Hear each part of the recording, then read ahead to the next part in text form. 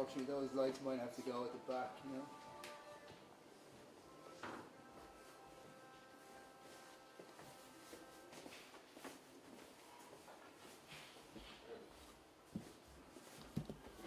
Send it me signal. Yeah.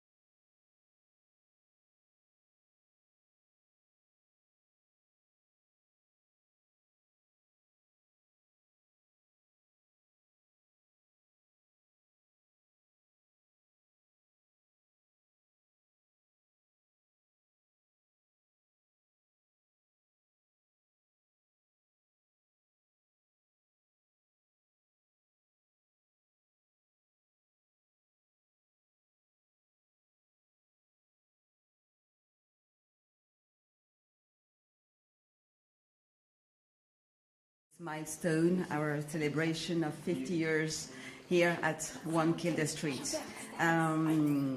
We are live on Facebook and YouTube, yeah, and the different talks, the series of talks will be recorded and for the posterity.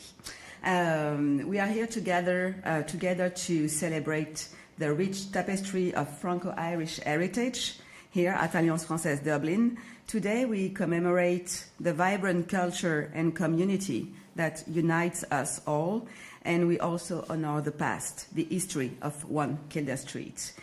This day is the culmination of countless encounters with remarkable individuals, passionate people who in one way or another are all tied to the rich history of this building and to the Alliance Française. These connections have shaped what we are today, and it's truly a privilege to have been able to bring these people together for this moment of celebration. Each of them has played a role in strengthening the ties between our community and our shared cultural mission. Today is not just only about looking back at our history, but also about honoring the people who have contributed to it. I would like now to invite our first guests, our president, Michel Noon, and Xavier Dargueuvre, cultural counselor at the French Embassy. They all play a pivotal role in strengthening cultural ties between France and Ireland, and they support, of course, Alliance Française.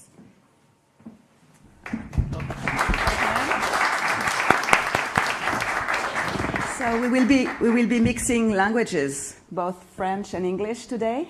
On va faire comme ça. On va faire comme ça. On choisit la langue qu'on préfère. Absolutely. So my first question for both of you is first to introduce yourself and tell us a little bit more about your role at the Alliance Française. Maybe Michel? Yeah, super. Can everybody hear me okay? So yes, my name is Michel Noon, and I suppose first and most importantly is that I am the current president of the Alliance Française here in Dublin. I've been in this role since the 1st of November 2021, but actually my time or my involvement with the Alliance Française here in Dublin has been much longer than that. I've been a member of the board since March 2016, mainly involved on the governance side in terms of the governance, chairing the governance committee.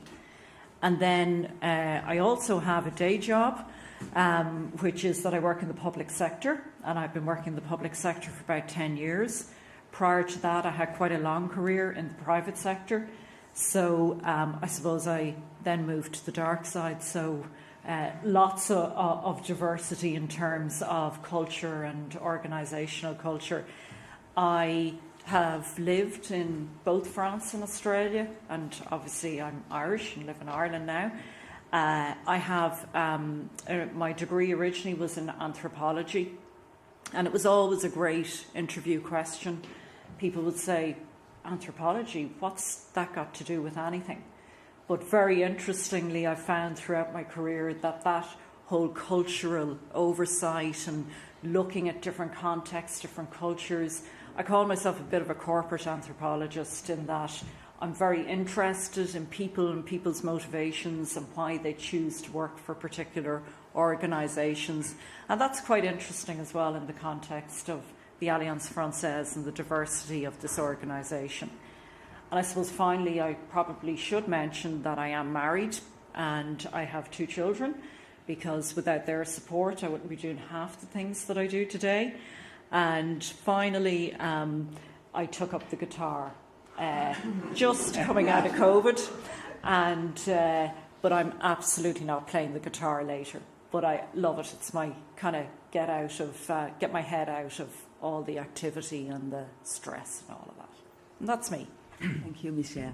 What about you? Alors, about me, so my full day job is to be the cultural counselor at the embassies.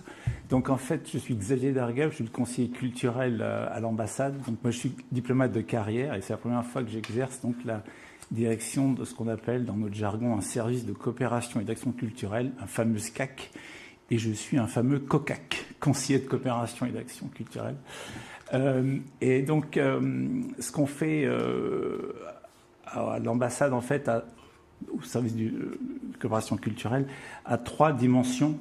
On a une dimension universitaire, donc pour promouvoir les liens entre les universités françaises et irlandaises, et aujourd'hui dans le cadre des alliances d'universités européennes. On essaie aussi de promouvoir la coopération scientifique en proposant des bourses.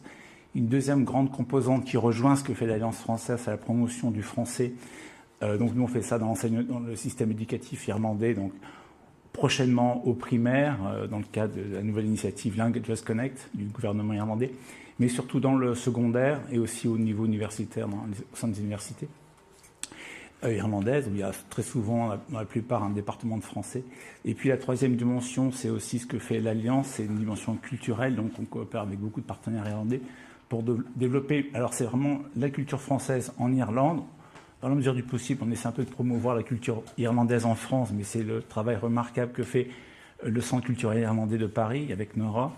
Donc elle fait un excellent travail depuis elle aussi de très nombreuses années. Et donc ça, c'est plutôt sa mission. Et nous, notre mission, c'est vraiment de promouvoir l'éducation, la culture française. Voilà, je m'arrêterai là. Bon, j'ai pas de chat, je joue pas de guitare, mais voilà, je suis marié, je suis ravi d'être en Irlande ici.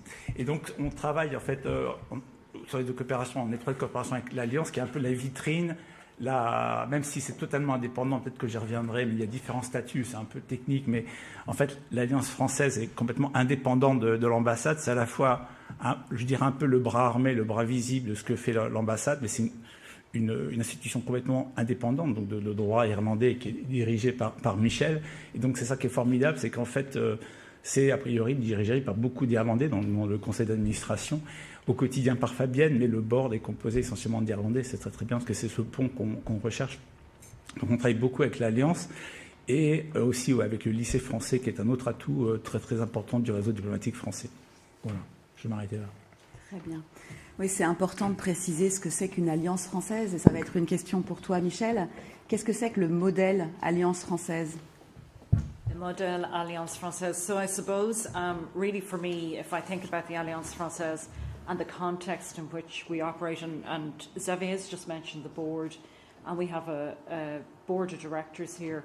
They're quite an active board, and they cover a number of areas of expertise, and right across finance, HR, cultural expertise, education, EU. So it's quite a breadth of experience, which is something that really brings and I suppose enhances the independence of the organisation in terms of how we operate as well. And if I think about, I suppose, the vision, and I suppose my vision, Fabienne's vision, and the vision of the board itself, it's very much about evolving the needs of a kind of modern organisation to fit with Ireland, but also that much broader context across kind of the two jurisdictions or two dynamics, which are the French and Irish. And that translates for me in terms of, that whole piece around, the first piece is around membership and looking at membership and, the opportunities that are there in terms of the broader community and the broader communities that we serve. And, there are unique experiences, there are exclusive events. It's just really looking at how we can enhance and grow that and developing those kind of connections. The other piece then is just in terms of the whole love of the language. And the teachers spoke this morning and they talked about, we come to the Alliance initially, and I did this myself many years ago. I came for the love of the language, but actually it's much bigger than that. When you come for the love of the language, suddenly you discover the history, you discover the art, you discover all the lovely French cooking. So it's much, much broader than just that. It's the whole cultural context around what it is that you develop. Another area that we're very focused on is around the key audiences that we serve. And Fabienne's done a huge amount of work on this over the last couple of years because the dynamic coming out of COVID really changed. It changed for everybody. And one of the big areas is around young audiences and bringing young audiences. They're very much the voices of the future, and ensuring that, you know, they're on that journey with us. So that's been hugely important. The other piece that we've really grown and developed has been around the business context, and we have a number of events called Business Rendezvous, which have been really, really interesting, and they bring that context around the broader kind of change and that kind of more corporate focus in terms of the French language and the great connections between our two countries, between France and Ireland. So really, really interesting. And finally, I'd just say around the broader networks that we develop, whether they're into corporate entities. We do a lot of work with some of the government departments. We also do work with some corporate entities here. So there's a lot of professional expertise that comes to the table in terms of that, but a lot of collaboration and really enhancing and promoting our two cultures right across the board. Absolument. Le modèle de l'Alliance française, c'est un modèle particulier, ancien, qui a été créé par Paris. La première Alliance française a été créée à 140 ans à Paris. Et c'est un modèle qui aujourd'hui apparaît, comme on pourrait dire, agile. C'est quelque chose de très moderne, puisque dans le monde entier, il y a 800 alliances sur les 5 continents, dans 130 pays.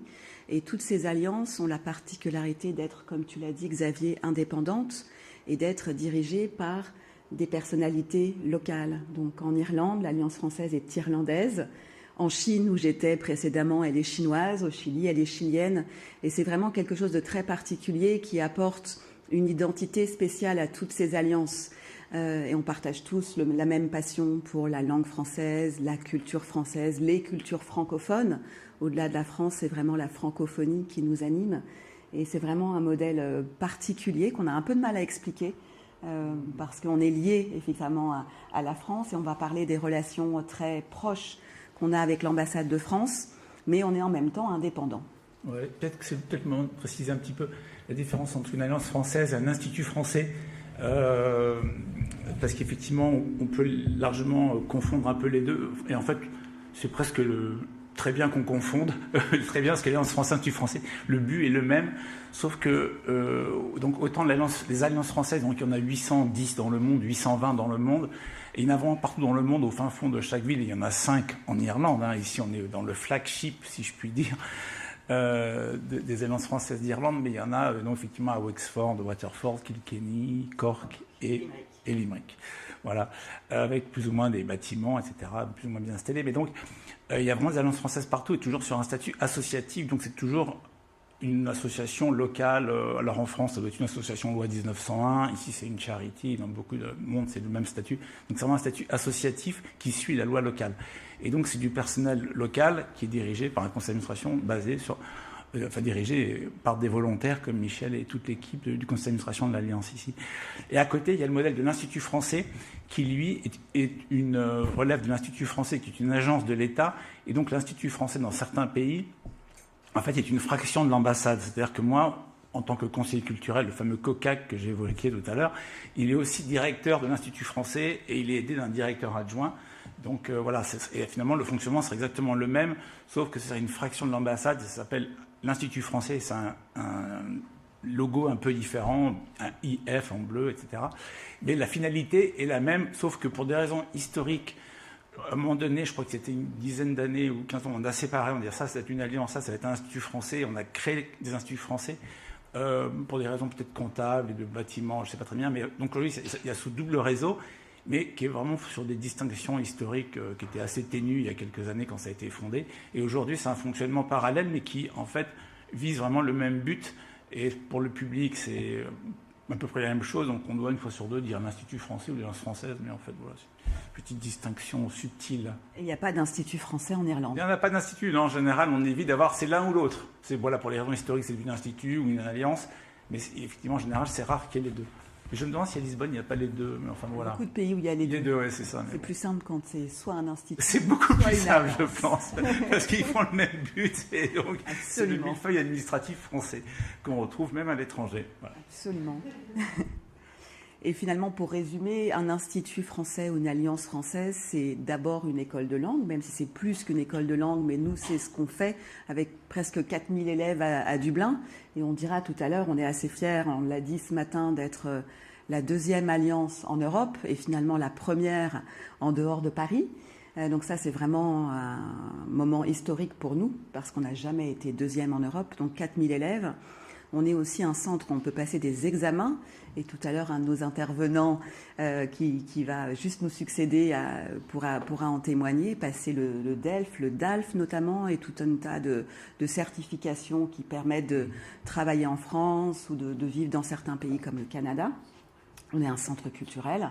On va peut-être en reparler aussi avec des moments importants, d'autres célébrations à venir, comme les 25 ans de notre festival littéraire franco-irlandais, le 10e anniversaire du festival de la bande dessinée, puis beaucoup d'événements. On a 200 chaque année. On est aussi un peu dans le top du palmarès européen en matière culturelle. Et ça, c'est en grande partie grâce à Christine qui est en train de nous prendre en photo. Et puis, on est, comme voilà, c'est vraiment symbolique aujourd'hui, on est un endroit de rencontre. Et on parlait de la communauté, de faire se rencontrer les gens qui partagent les mêmes valeurs, qui partagent l'amour de la diversité culturelle, la diversité linguistique. Et c'est vraiment ça qui nous anime aujourd'hui. Qu'est-ce qui, à ton avis, Michel, a contribué au succès de l'Alliance française de Dublin et des alliances en Irlande? La francophilie en Irlande, c'est quelque chose d'important? It's extremely important, yes. So we talk about the destination for a truly French experience, and that's really about French language, but it's also about the broader Francophonie culture. And I think what contributes hugely to the success of what we do is very much about the connections that we make. So, we have three main focuses in terms of our own strategy. The first is about the learning, so it's the bread and butter of what we do in terms of what we call the knitting.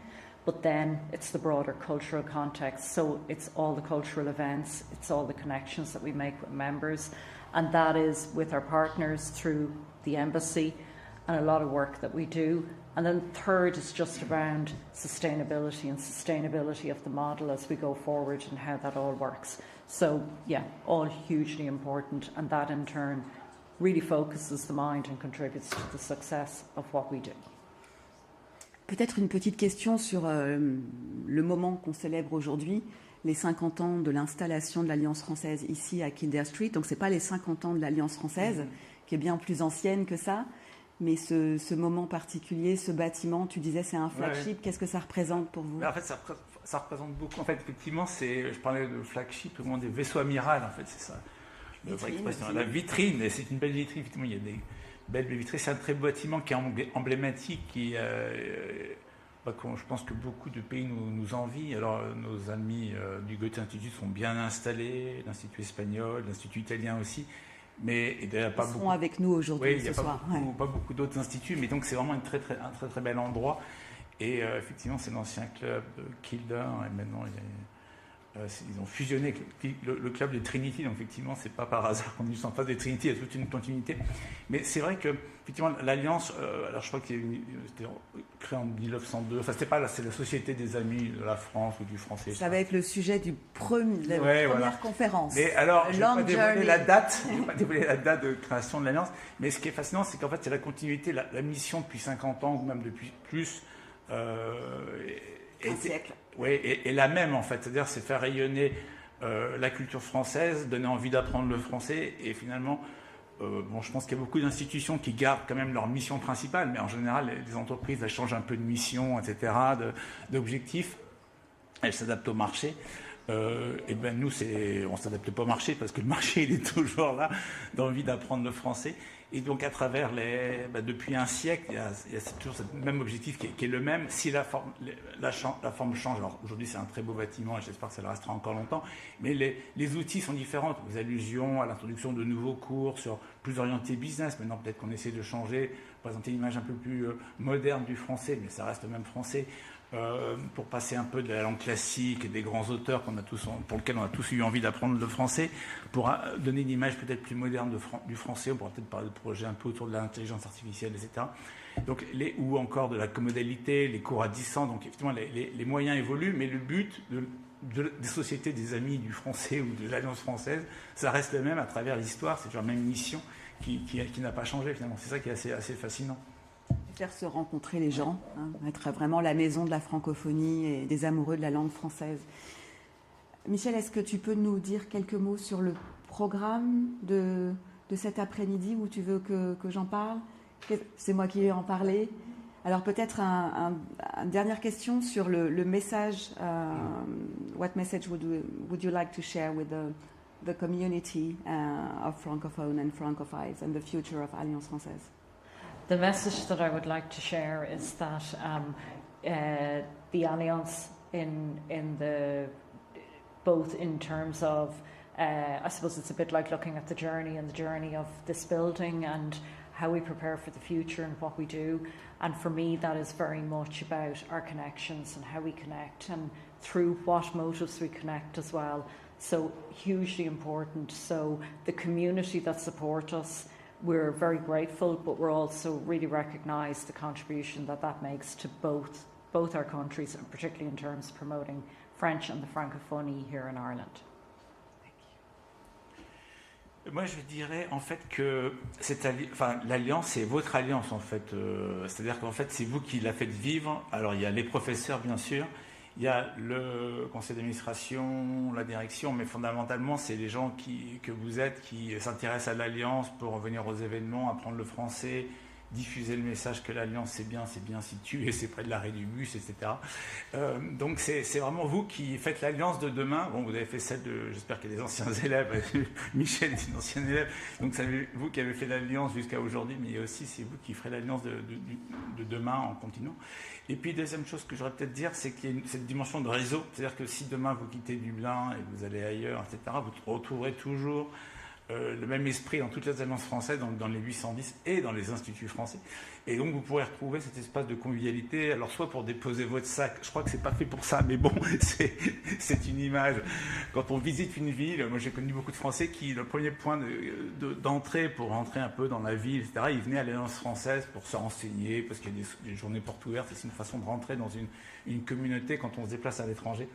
Et donc, je vous encourage, soit à venir à l'Alliance à Dublin, ou dans les 4 autres alliances d'Irlande, mais surtout emporter ce message, et quand vous voyagez, passer voir les alliances, ne serait-ce que pour comparer, avoir des idées, et rencontrer d'autres gens et d'autres directeurs ou membres de la direction des alliances. C'est toujours utile, c'est toujours amusant de comparer, d'avoir des idées. Voilà.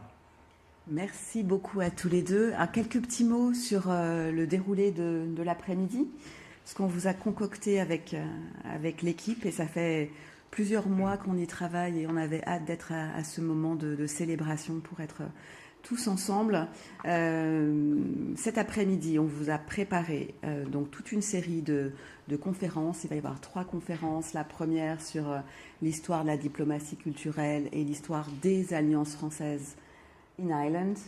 La deuxième conférence sera une conférence sur notre bâtiment, l'architecture, et elle sera suivie d'une visite guidée. Je crois qu'elles sont déjà complètes, mais si jamais vous n'avez pas pu vous inscrire à la visite guidée, on vous a préparé un petit guide qui vous permettra de naviguer et de visiter l'Alliance et de mieux comprendre l'histoire des 50 dernières années.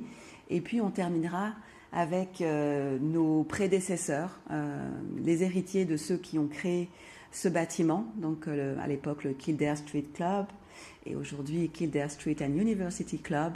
Et puis en point culminant, on aura un moment musical avec la chorale de l'Alliance française. Et puis pendant les moments de pause, ce sera l'occasion d'aller visiter les différentes salles de l'Alliance française, dans lesquelles vous allez pouvoir faire des photos, participer à des jeux, il y a des expositions, qu'est-ce qu'il y a encore ? Des vidéos sur l'année 1974, donc vous replongez dans l'époque, il y a 50 ans. On a également un magazine de l'époque. On n'a pas cité Jacques Chirac, qui, il y a 50 ans, en novembre 1974, à l'époque, il était Premier ministre. et c'est lui qui est venu inaugurer formellement l'Alliance française. Donc on a des images d'époque qui vous attendent au 2e et au 3e étage. Et tout l'après-midi, Michel parlait de la gastronomie française. Si vous avez envie de prendre un petit verre de vin français et de déguster du fromage français, ce sera dans notre salle au rez-de-chaussée. Voilà, on vous a concocté un bel après-midi. Merci beaucoup à tous les deux. Merci. Je vais maintenant passer la parole à notre premier speaker. C'est un grand plaisir d'accueillir Brendan Sadlier. Brendan is a close friend, a former school principal from Belfast, who in retirement has pursued his interest in the French language and Franco-Irish cultural history. As I mentioned before, Brendan is a proud graduate of Alliance Française Dublin. He graduated in DALF C1. C1. And Brendan is currently pursuing a PhD at Queen's University on the history of Alliance Française on the island of Ireland. Thank you very much, Brendan, for being here today. Bonjour.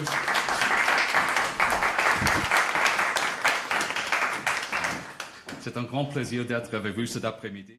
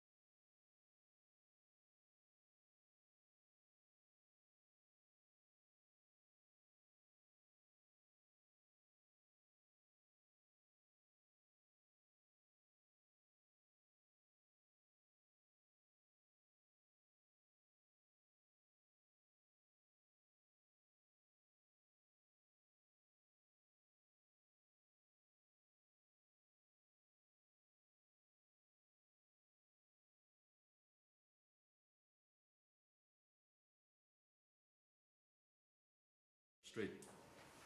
The themes examined along the way include teaching, cultural impact, and diplomacy. I'll also single out a certain individual who I think deserves to be remembered, but more about her later. Along the way, we will meet fascinating people and hear of events and stories relating largely to Dublin, since this is its special anniversary, but also acknowledging the development of other committees around the island, which have contributed very significantly to the close bonds that exist today between France and Ireland, and of which as Francophones or Francophones, we are rightly proud. So I'm doing a PhD, and it's ongoing. I'm doing it part-time, so I have several more years left on the clock. But this journey has been very interesting for me. As a retired teacher, this is really my focus now, and it's taken me to the Fondation des Alliances Françaises in Paris, the French Diplomatic Archives, the Bibliothèque Nationale, all in Paris, as well as the National Library of Ireland next door, and other libraries and archives on this island and in London. An extensive use has also been made of online resources such as the press and academic publications. Despite all of this, there are gaps in the research jigsaw, which some of you, I hope, might be able to help me fill in, and I would very much welcome that at the end of my talk or at a later date. So, let's go back to 1974. I'm just going to set the context for you, because unfortunately there wasn't a lot of good news in 1974. Perhaps you can identify some of the events of the year from these images. I was just in the National Gallery, and this is the theft from the Bite collection at Rusborough House in County Wicklow. I noticed there's a Bite wing in the National Gallery, and back in 1974 it was valued at £8 million. For the Dubliners, the 65-day strike from May to July, UVF bombings in Dublin and Monaghan on the 17th of May caused the deaths of 35 people. One of the car bombs exploded just around the corner here in Leinster Street South, and fortunately none of the staff or students were harmed. In August, US President Richard Nixon resigned following the Watergate scandal, and early in November, Powerscourt Court was destroyed by fire. And 1974 also saw the deaths of 2 presidents whilst in office. Coincidentally, Mr. Georges Pompidou of France in April, and Mr. Erskine Childers of Ireland in November. On a lighter note, there was some lighter news. Charles de Gaulle Airport opened in March in Paris. ABBA won the Eurovision Song Contest with Waterloo. And in October, Muhammad Ali knocked out George Foreman in the Rumble in the Jungle in what was then Zaire. Although, as my wife pointed out to me, Ali looks as if he's in a bit of bother here. However, from our perspective, the happiest occurrence of 1974 was the relocation of the Alliance Française Dublin from 18 Herbert Street to this historic building. Having opened at the beginning of the year for the new term on the 20th of January, it was officially inaugurated on the 15th of November by Prime Minister of France, Mr. Jacques Chirac, who was accompanied in this photograph by Dr. Gareth Fitzgerald, the Minister for Foreign Affairs. And I'll concentrate on this occurrence, this event for the moment. In addition to the Alliance Française Dublin, 1 Kildare Street, leased at the time by the French government, also housed the general delegation of the Alliance Française in Ireland, since of course there were and are Alliance Française committees, as you've heard, elsewhere in Ireland, currently Limerick, Cork, Waterford, Wexford and Kilkenny. Also accommodated here was the cultural service of the French Embassy. This image, as Fabian mentioned, and the next few slides are from a high-quality magazine called Contacts that was published for 12 years by the Alliance Française in Ireland and the Association des Français d'Irlande from February 1974 until the autumn of 1986. Here we see the Prime Minister arriving at the Alliance Française on Friday afternoon and being greeted by dignitaries including the French Ambassador to Ireland, Monsieur Emmanuel Darcourt, the then President of the Alliance Française, Dr. T.K. Whitaker, and members of the diplomatic and teaching staff. In total, there were 200 guests, including the presidents of the 9 Alliance Française centres in Ireland, the ambassadors of other countries, and the directors of foreign cultural centres. On his tour of the facility, the Prime Minister also met some of the students learning French at the Alliance before formally inaugurating the building, accompanied by Dr. Fitzgerald and his counterpart, the French Foreign Minister, Monsieur Jean Sauvignargues. The speeches and a report of the proceedings were published in Contacts magazine. This was the first time that a French Prime Minister had ever officially visited Ireland. And it was of great importance in the Alliance Française context, but also because France was about to cede presidency of the European Economic Community to Ireland in January 1975. So there were important matters to discuss politically as well. And it must be remembered that Ireland had only become a formal member of the EEC in January 1973. I won't go into the details of the speeches, but just mention a few aspects. The Prime Minister spoke first, followed by a message read on his behalf by the Secretary General of the Alliance Française, Monsieur Marc Blancpain, who was unable to attend personally. Speeches were all in French, including the reply by Dr. Fitzgerald, a fluent speaker. They were full of warmth regarding the Franco-Irish relationship, past, present and future, as well as praise for all those involved with the Alliance Française Dublin. Monsieur Chirac referred to this illustrious building, ce bâtiment illustre, and the great importance of this house, the former seat of the prestigious Kildare Street Club, signifying a convergence of effort to understand each other and, as he said, enrich our two peoples, resolutely engaged in the conquest of tomorrow. Monsieur Blancpain recalled his visits to Ireland and those of his sons, his friendship with past and present staff at the Alliance, and his recollection of a wonderful meeting that he had with President de Valera.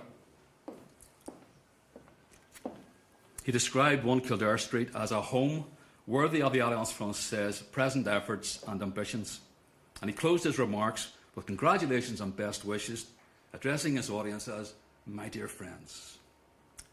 Having arrived in Ireland the previous day, Monsieur Chirac and his party departed, flying back to Paris that evening, and at the Alliance Française, the soirée concluded with a lecture on Impressionism by the curator of the Musée des Jeux de Paume.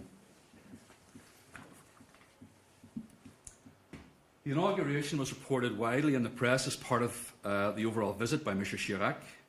Pressing EEC issues included Ireland's threat to veto an upcoming summit over its demand for a regional fund. Ireland was not very rich at that time and was struggling financially. These headlines give a flavour of the reporting. You'll notice that the announcement of an official visit by the Irish President to Paris in the new year. But sadly, having met Monsieur Chirac at Arsenouchtaron just a few days earlier, Erskine Childers died on the 17th of November. The National Day of Mourning was marked by the closure of the Alliance Française. Now, let's go back further into the mists of time. 1883 and the founding of the Alliance Française in Paris.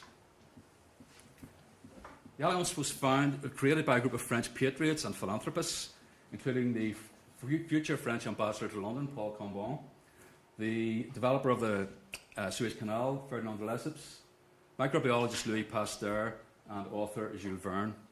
And they wished to develop French language and culture in the colonies primarily, but also beyond, in part to re-establish France on the world stage after the defeat during the Franco-Prussian War of 1870.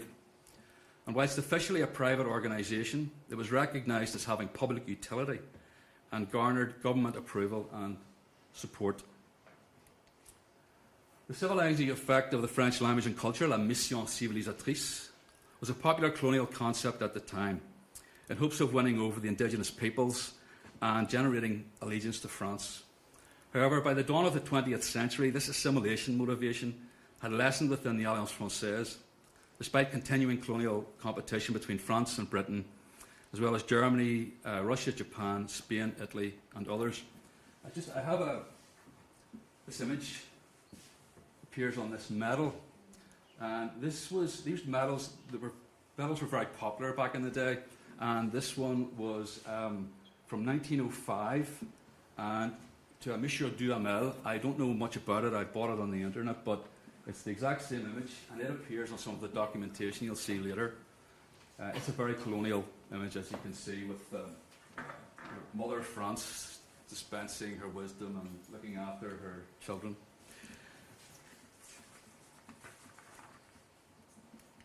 So let's consider where Ireland first encounters the Alliance Française.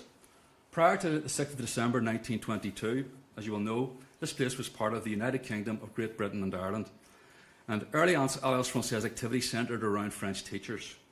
The first mention of Ireland in the Alliance Française quarterly publication, known as the Bulletin de l'Alliance Française, came in 1892 in a report about a French university delegation being received by the Professeur de Français en Irlande as part of the celebrations of this university just across the road, the tricentenary of the University of Dublin, more commonly known now as Trinity College. Now, this is interesting. Conversely, in 1896, whilst in France, Irish Republican Maud Gonne was approached by the Alliance Française in eastern France to speak about relations between Ireland and England. So it was going to be very one-sided. So her lectures, in which she railed against British rule, were reportedly received sympathetically and applauded by her audiences.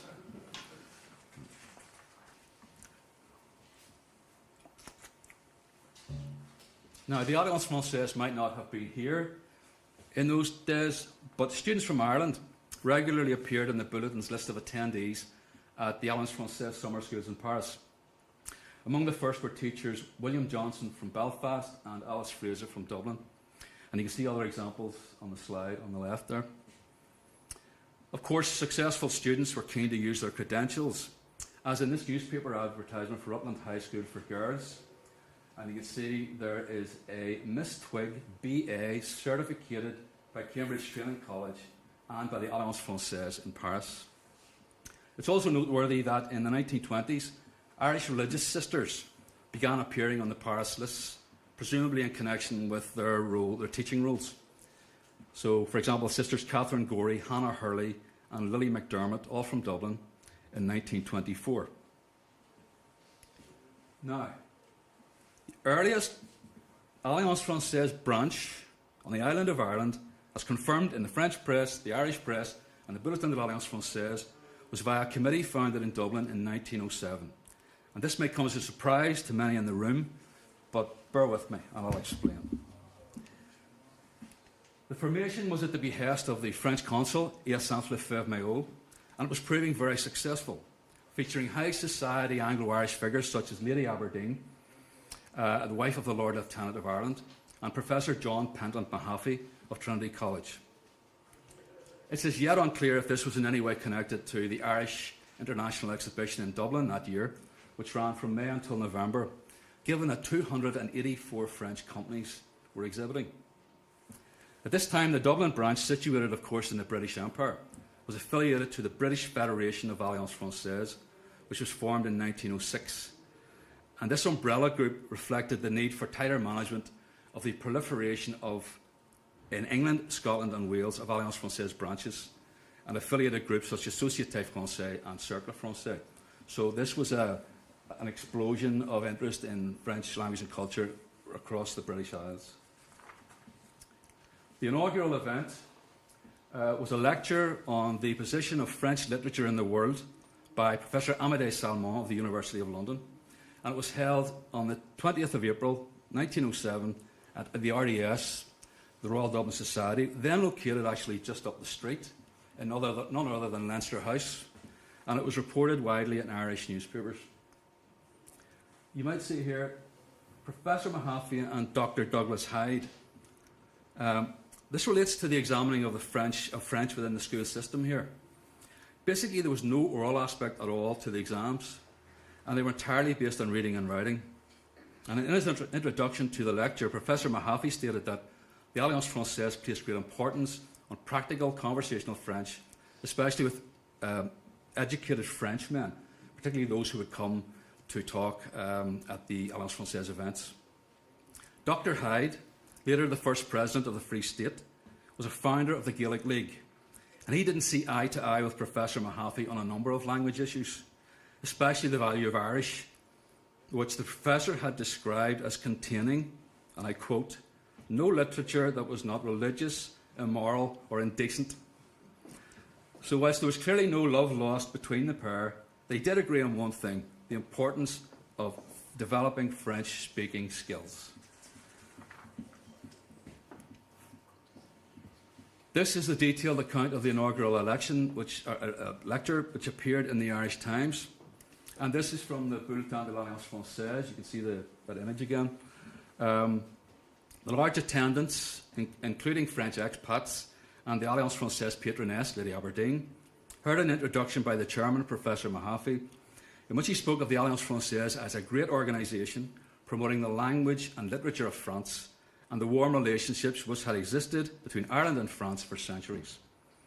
Membership of the Alliance Française, it should be noted, from its inception in 1883, was open to all, regardless of religion, political persuasion, ideology, or occupation, so long as they were committed to spreading French influence.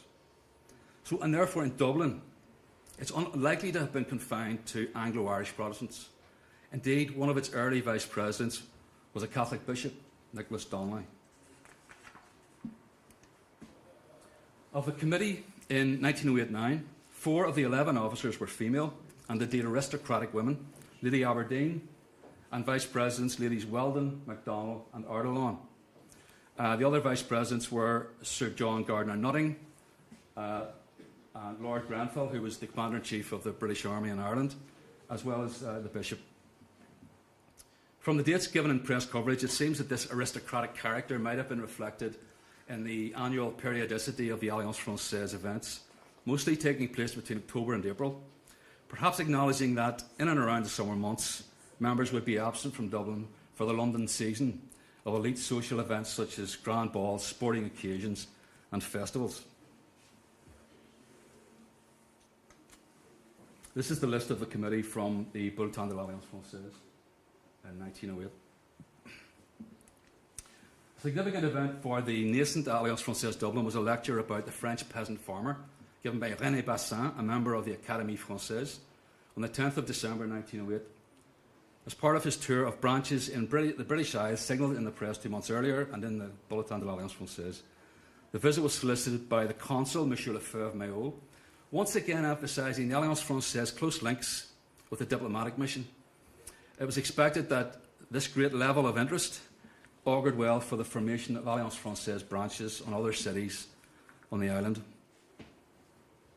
I don't know whether anybody recognises this. I think it's actually changed today. This is shop. But the drive for growth and expansion was evident from the outset.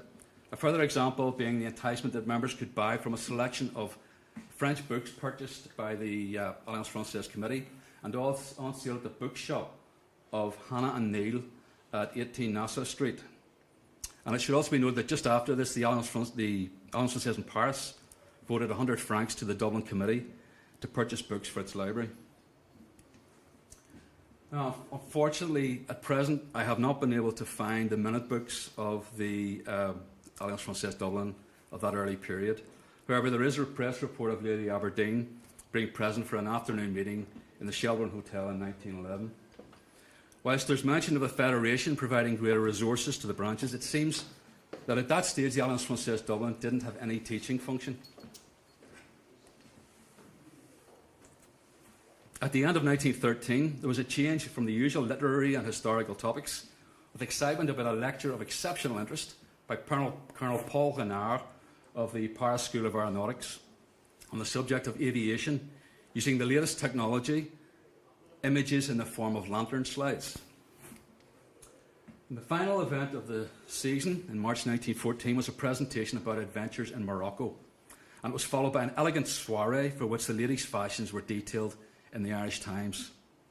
It's poignant that this was such a happy occasion, given the turbulent times that were about to unfold in the world and in Ireland. It's surprising that the outbreak of World War I appears to have brought all Alliance Française activity in Dublin to a halt. Not only that, but for reasons that remain unclear, the Dublin link with the Alliance Française appears to have been broken until 1950, and it was only in 1960 that an official Alliance Française returned to the city. You can surmise that the impact of World War I, the 1916 Rising, War of Independence, Partition, Civil War, and the quest for international recognition of the new Free State may have been determining factors against the re-establishment in Dublin, at least in the short term. However, this was far from the end of the French linguistic and cultural influence in the capital. With the support and encouragement of the French consul, a great supporter of Ireland, Monsieur Alfred Blanche, the Dublin French Society was established in December 1922, just a few days after the Irish Free State came into being. Fortunately, miraculously, the minute books are preserved in the National Library of Ireland. And I'll just give you a brief flavour of its endeavours before explaining its role as a precursor to the new Alliance Française in Dublin in 1960. So the Dublin French Society was organised in a similar fashion to an Alliance Française branch, with a committee, constitution, rules, and it welcomed anybody who had a sound knowledge of French and a keen interest in the language. The committee met originally at the high school, 40 Harcourt Street, and held regular cultural events and lectures, usually with advance notice in the press and in a programme such as the one shown here. Now in the Free State, the membership did not have the old aristocratic overtones, yet included distinguished figures throughout its existence, including from the outset this man, Professor Sir Robert Tate of Trinity College, who was its first president, and a certain W.B. Yeats in 1931. Before I go further with the Dublin French Society story, I just need to explain something about the Alliance Française network in Ireland. As mentioned earlier, towards the end of the Second World War, the Alliance Française was formally active in Ireland again, in the form of affiliated Cercle Français, working closely with French diplomats and the Alliance Française in Paris through a délégué général, or a general delegate, based in Ireland, who coordinated activities, most notably Monsieur le Dilicoq. These arose firstly in Limerick in 1944, and then Waterford, Cork, Kilkenny and Wexford. And some of these would develop associated teaching functions, and all would become fully accredited Alliance Française branches from the late 1960s. They each have a distinguished history, and I hope that they will permit me to make contact in the next phase of my research to learn more and perhaps be of some assistance through my work. I must also acknowledge that for a time there were Cercle Français in Sligo, Galway, Athlone and Escorthy and Clonmel, and an Alliance Française branch in Dunleera not too long ago. Now back to the Dublin French Society. In 1950 it was suggested that much benefit would be gained by the Society in becoming affiliated with the Alliance Française network, since it appears that the Society was experiencing challenges with membership numbers. So at their AGM, bottom here, in 25th of April 1951, it was recorded that formal affiliation had been granted, presumably in the late 1950s, and that this would bring many important privileges, including access to summer courses. An embassy cultural centre had been created in 1945, offering courses and lectures, but this was replaced in 1952 by a new French cultural centre at 18 Herbert Street. And this was inaugurated by the ambassador, Monsieur Lucien Félix, on the 2nd of October. It was reported that the rooms in the new French Cultural Centre will be available to the committee and subcommittee of the Alliance Française Dublin. Apologies. The committee and subcommittees of the Dublin French Society, which for many years, and this is important, had done much to make French literature and culture known to Dubliners. Because I have to say something a little bit more negative about the Dublin French Society now. This is again the success of the French Cultural Centre gradually depleted further the membership and numbers attending Dublin French Society events during the remainder of the decade, as evidenced by this statement from a committee meeting, and ultimately it agreed to be integrated into a new Alliance Française Dublin in 1960, despite some internal resistance. In fact, there had been considerable frustration with the Dublin French Society within the embassy and the Alliance Française network for several years, during which its subventions from the French government had gradually been reduced. And this is an example where the ambassador wrote to the Ministry for Foreign Affairs requesting the reduction of the subvention by £10 to the Dublin French Society in order to give it to the Cercle Français of Wexford and its new annex in Enniscorthy. The Dublin French Society had basically faced an ultimatum: integrate or lose financial support and access to Alliance Française resources. So this was done in the context of the Alliance Française network in Ireland and the French government needing to be more efficient and effective in its language, teaching and cultural events, with cultural efforts. Much of this change was driven by Monsieur Pierre Schertz and his successor, Monsieur Richard Arbelot, both men occupying the unusual hybrid role of General Delegate of the Alliance Française in Ireland, overseeing all the activities, as well as being responsible for the management of the French Cultural Centre, for which they were paid by the French government. Effectively, a merger took place to create the Cultural Centre of the Alliance Française. Now, these decisions involved the French ambassador, the French Ministry for Foreign Affairs, and the Alliance Française leadership in Paris. Monsieur Schertz's predecessors appear to have been based in cities in the south of the country and regularly visited the Cercle Français. His decision to live in Dublin seems to have been in order to streamline the situation here and bring everything under the Alliance Française umbrella. Having initiated the restructuring of the French cultural and language provision, and prior to his departure in 1960, Monsieur Schertz compiled a report detailing the current situation and a way of moving forward. These suggestions included the establishment of a local Alliance Française committee to take control, and he was in favour of this happening by October 1960, writing in detail here about how that might be achieved. He also flagged up the need to either restructure 18 Herbert Street, which was in a poor state and too small, or find new premises fit for the envisaged expansion. However, on weighing up the pros and cons, it seems that the new Délégué Général, Monsieur Arbelot, who seemed to be a very, very dynamic individual, felt that he alone was best placed to drive forward the improvements rather than have a committee. He set this all out in his first annual report in June 1961, which ran to 14 pages. Okay, slight change of tone. This is the bit about the surprise individual I mentioned at the start. Having reached the 1960s, I want to take a break from all the talk about physical spaces and managerial issues, just for a few minutes to bring your attention to this special person whose association with the Alliance Française came to an end midway through the 1960s. Now the Alliance Française Dublin throughout Ireland, the Alliance Française Dublin and throughout Ireland has always been associated, as we heard earlier, over the years with certain individuals of great distinction in their fields and with people who have shown great dedication to it and to its mission. Whether French, Irish or from elsewhere, they have supported, guided and indeed staffed the Alliance Française Dublin in a period spanning 117 years, not without gaps, twists and turns as we've seen. What I didn't mention earlier when I was talking about President Chirac's speech here 50 years ago was that he singled out for praise the contribution of a certain French teacher who I feel must not be lost to history. And her name was Mademoiselle Marie-Thérèse Giudicelli.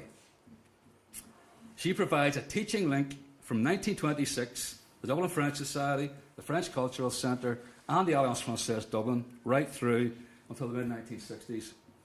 And I'm aware that there's a room here in this building dedicated to Dr. Françoise Henry, upstairs, the eminent academic and archaeologist.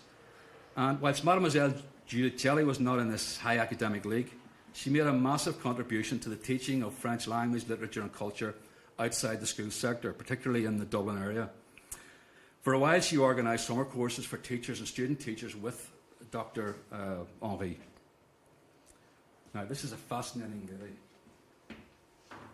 As a young woman, Marie-Thérèse was one of the first presenters at the dawn of Irish radio, which was then called 2RN. So from April 1926, just a few months after the station opened, she presented a 15-minute French lesson on Thursday nights, right through until 1935. You can see here a few of the press adverts showing her programmes in the schedules. It's unclear why she stopped these lessons in 1935, although it's interesting, you can see on the right here, on the left it says French lesson, on the last advert it says story in French, so maybe change in taste, I'm not sure. Marie-Thérèse became a member of the Dublin French Society in 1926 and welcomed its members to her various classes.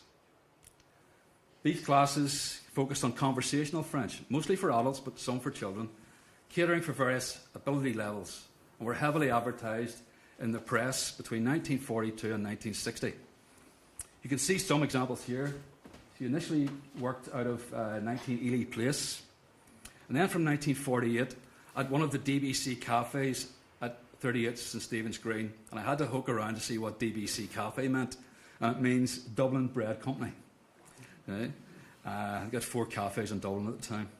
From 1952, the lessons were in the French Cultural Centre, 18 Herbert Street, and she also was available for private tuition. She was clearly well respected and was also involved in the wider French community. This is the only image I have found of her. It's at the AGM of the French Benevolence Society at Jamais Restaurant in 1930. The French Consul General, Monsieur Alfred Blanche, is sitting in front of her. Again, somebody I have a lot of time for. He was very, very energetic in supporting Ireland on the international stage and with France particularly. Here she's mentioned among the guests at receptions at the French legation, in 1932 and 1933, and the French consulate had been upgraded to a legation in 1930. In 1945, her work was highlighted to the French Minister for Foreign Affairs, M. Georges Bidault. Marie-Thérèse had written to the new head of legation in Dublin, M. Jean Rivière, explaining her work and her need for additional equipment and funding to make her lessons more enjoyable and effective.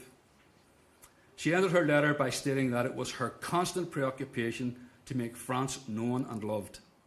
M. Rivière then passed this on to Paris with a cover letter praising Mademoiselle Giudicelli's work and her devotion, her efforts, and strongly supporting her request. She was the sole teacher at the French Cultural Centre and the first and only teacher in the Alliance Française Dublin when the reorganisation happened in 1960-61. For much of her time working, she was paid by the Cultural Relations section of the French Ministry for Foreign Affairs, as well as through student fees, although as the Alliance Française expanded, this student fee business caused a little bit of a problem and it had to be sorted out, which it was done amicably. So back to the Dublin French Society, unfortunately still struggling. They turned to Mademoiselle Giudicelli to encourage her students to attend its events and gain experience speaking French in a social setting. I've only come across a few references to her personal life. My research suggested that she had a long life, that she was born in 1902 in Dieppe and died in 1994 in Nantes. It's very hard to be... I've looked through the genealogical records, and this is the best fit I can get for her. Well, I'm not 100% sure.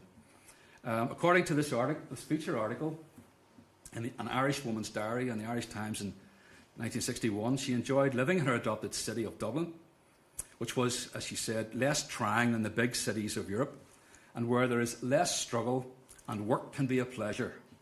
I don't know whether we could all say that, but there you go. She enjoyed country walks and trying to keep up with modern French literature, commenting, "The French production of the present day is immense." Mademoiselle Giudicelli was described as one of the best-known teachers of French in Dublin, although this vocation had not been on her mind when, after graduating from university, she came to Ireland to perfect her English. However, as she started giving some French lessons, the people and the city grew on her, and her classes evolved to the extent that she's credited in this article as forming the nucleus of what would become the French Cultural Centre. She hadn't returned to live permanently in France since, but was heading home to Paris and Brittany for the summer holidays, having just been presented with the prestigious Palmes Académiques by the ambassador on behalf of the French government. The last reference I can find for Marie-Thérèse is her signature on this Alliance Française certificate from 1965. And it was awarded to Paul O'Dwyer, who sadly passed away just a few months ago.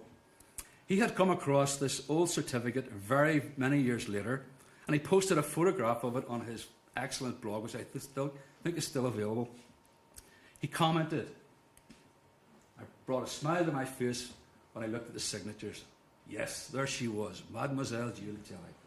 So she had not been a figment of my imagination.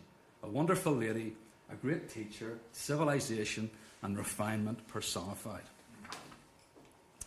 So, to end my presentation, I just want to finish the saga of the formation of the Alliance Française Committee and explain why the move to 1 Kildare Street happened.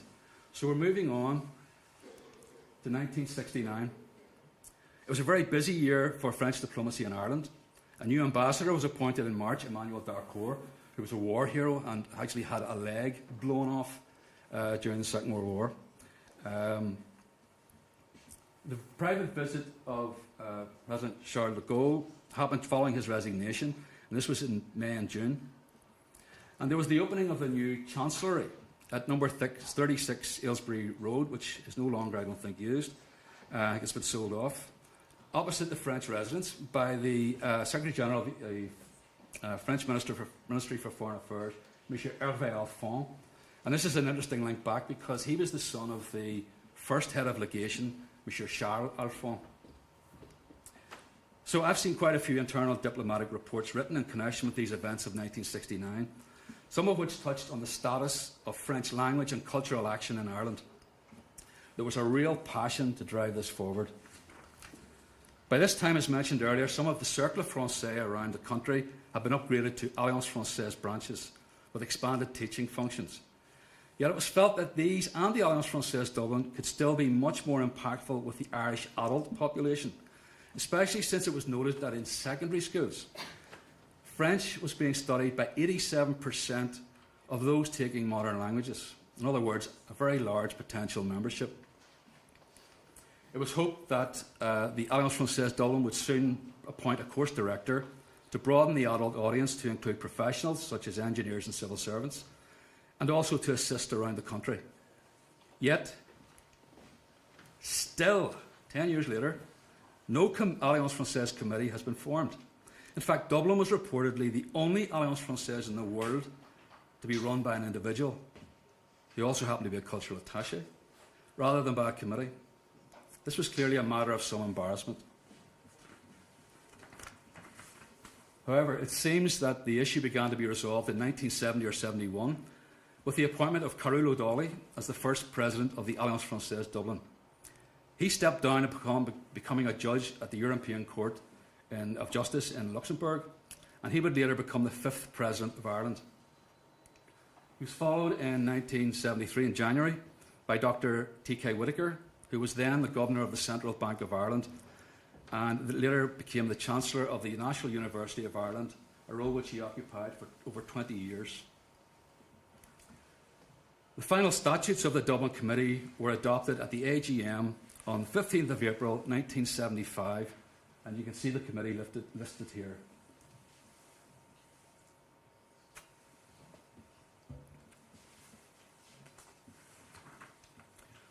So turning finally to the reasons for the move to 1 Kildare Street. You'll remember that back in 1960, Monsieur Schertz had raised the issue of 18 Herbert Street being too small for the expanding Alliance Française, which was incorporating the former cultural centre. Work was subsequently carried out to make the basement usable for larger gatherings, but it was soon considered inadequate. Then in 1967, the embassy created a separate cultural service led by a specially appointed cultural attaché and concluded a cultural accord with the Irish government. This new service was based in 14 Fitzwilliam Place. Still requiring more space, the Alliance Française began using rooms in this building for some of its teaching activities. So students and teachers were now moving between two buildings, one on Herbert Street, one on Fitzwilliam Place, 900 metres apart. And you can see the relative position to where we are today. So, there was frustration that compared to the Germans and Italians in particular, the buildings occupied by the Alliance Française and the Service Culturel were much smaller and therefore placed limitations on the type of prestigious events that could be offered. There was talk of hiring rooms elsewhere in order to expand the cultural offerings, for example, art exhibitions, French Film Week, theatre group. Underlying all of this were complications due to the Alliance being tied and the government being tied to leases, long leases, which still had years to run. In 1970, the ambassador wrote to the French Minister for Foreign Affairs, setting out in detail the challenges involved in working out of two buildings. He stated that the landlord was now intending to sell 14 Fitzwilliam Place, thus adding pressure for a decision on a way forward. And he set out the various options. So buy the building, modify it, and have the whole of the cultural project, including the Alliance Française, working out of one building.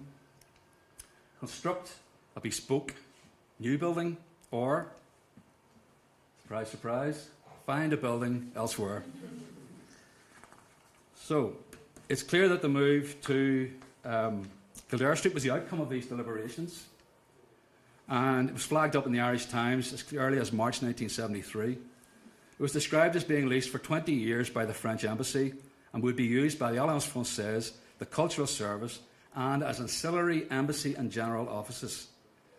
Ireland's recent accession to the EEC was also seen as putting pressure on existing French office space in the city due to increased Franco-Irish cooperation. The Alliance Française began operating its classes out of 1 Kildare Street at the start of the January session in 1974.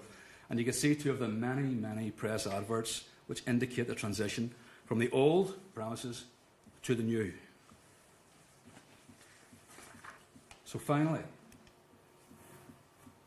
just want to leave you with my attempt to represent the actual journey from the past to the present, specifically from 18 Herbert Street to 1 Kildare Street. So bear with me. Go down Herbert Street, you turn to St Stephen's Church, you turn left onto Mount Street Upper, continue through the junction into Marion Square South, passing the current Alliance Française on the left and the park on the right. You turn right into Marion Square West, passing the Leinster House and the National Gallery. Left onto Clare Street, passing the National Gallery, the other entrance. And straight into Leicester Street South, and we're here at 1 Kildare Street. So, I hope you've all taken your sickness tablets. So, thank you for your attention. Hope you found something interesting. Now fasten your safety belts and prepare for takeoff.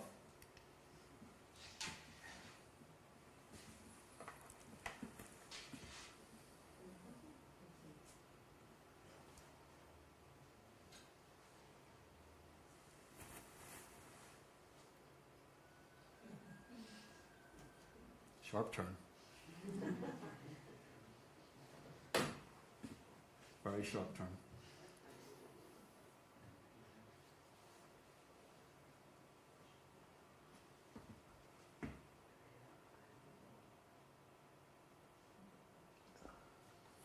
There we go. Thank you very much.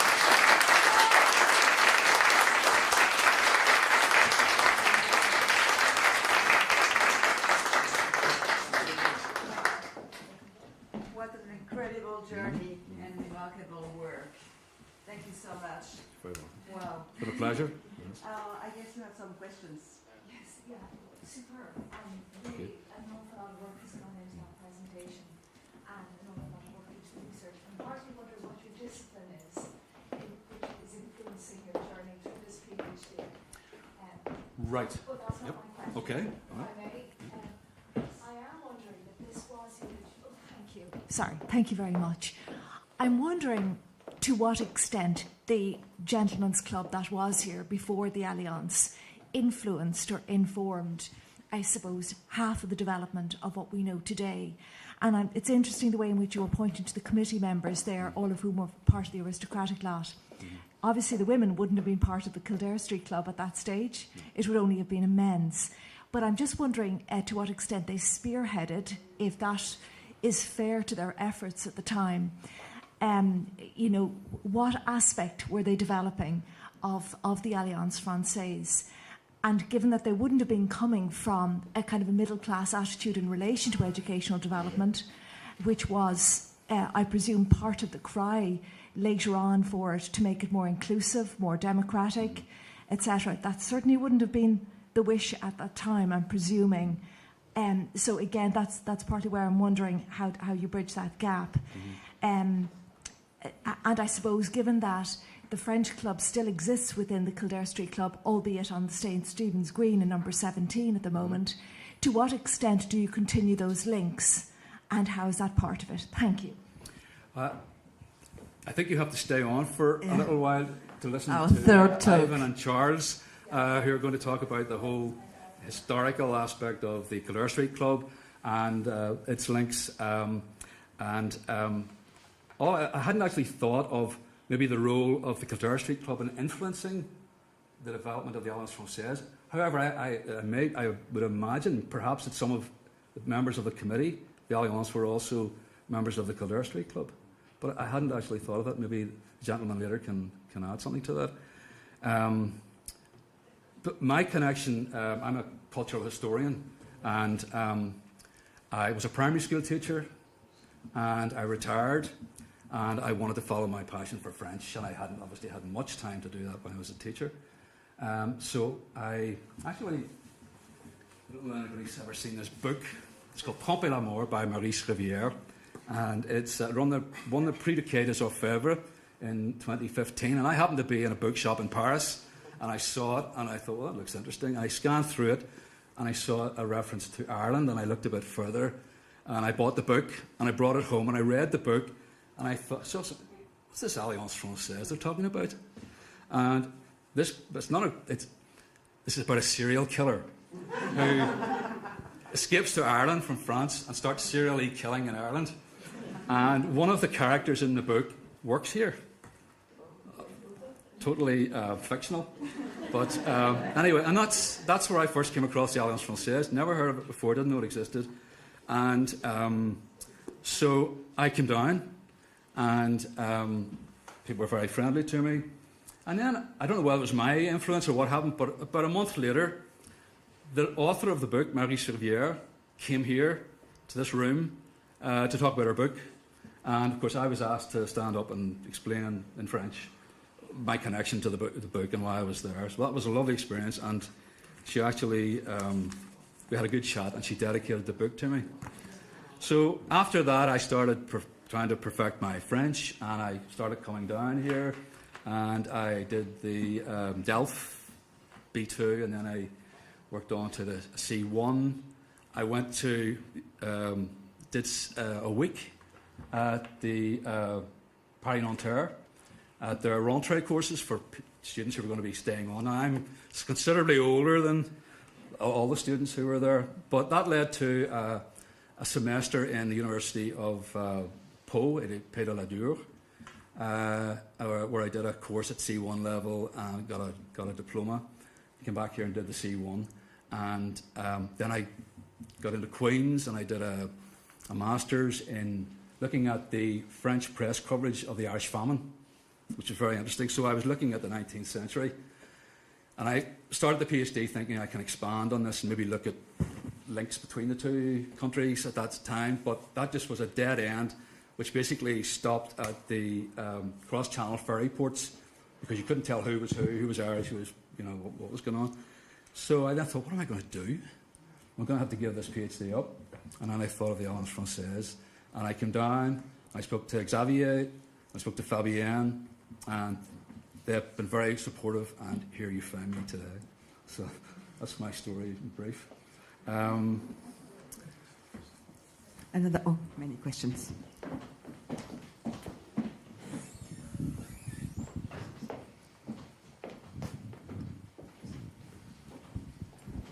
Thank you very much. That was, I agree, absolutely just so interesting and so full of great detail. And I'm delighted that you, and by the way, on my way in here from Bagot Street this morning, that's exactly the route I travelled along. But I was delighted to hear you mention on more than one occasion former President Erskine Childers, the fourth President of Ireland, and I'm sure you're aware of this, but perhaps just it may be of interest to the audience more generally, to say that whereas his three predecessors, of course, as President of Ireland, had strong connections with the Gaelic revival, President Childers looked very much towards France right throughout his life. From when he grew up in England, family holidays in Brittany, when he graduated from Trinity College in Cambridge. His first career was with Thomas Cook's, the travel agent in Paris, for a number of years in the late 20s and early 30s. And of course, when he came to marry for a second time in 1952, as a senior politician, his first wife having died, he got married in where I got married, in the Église Saint-Joseph de Paris in Avenue Hoche in Paris. Interestingly, because I understand that he being Protestant and Rita Dudley, his second wife, being Catholic, there were certain sensitivities amongst the Catholic Church in Ireland about the idea of him being married in church in Ireland. So, and I guess he would have... he always welcomed the chance to speak French, therefore he would have particularly welcomed that courtesy call from Prime Minister Chirac literally 2 days before he died.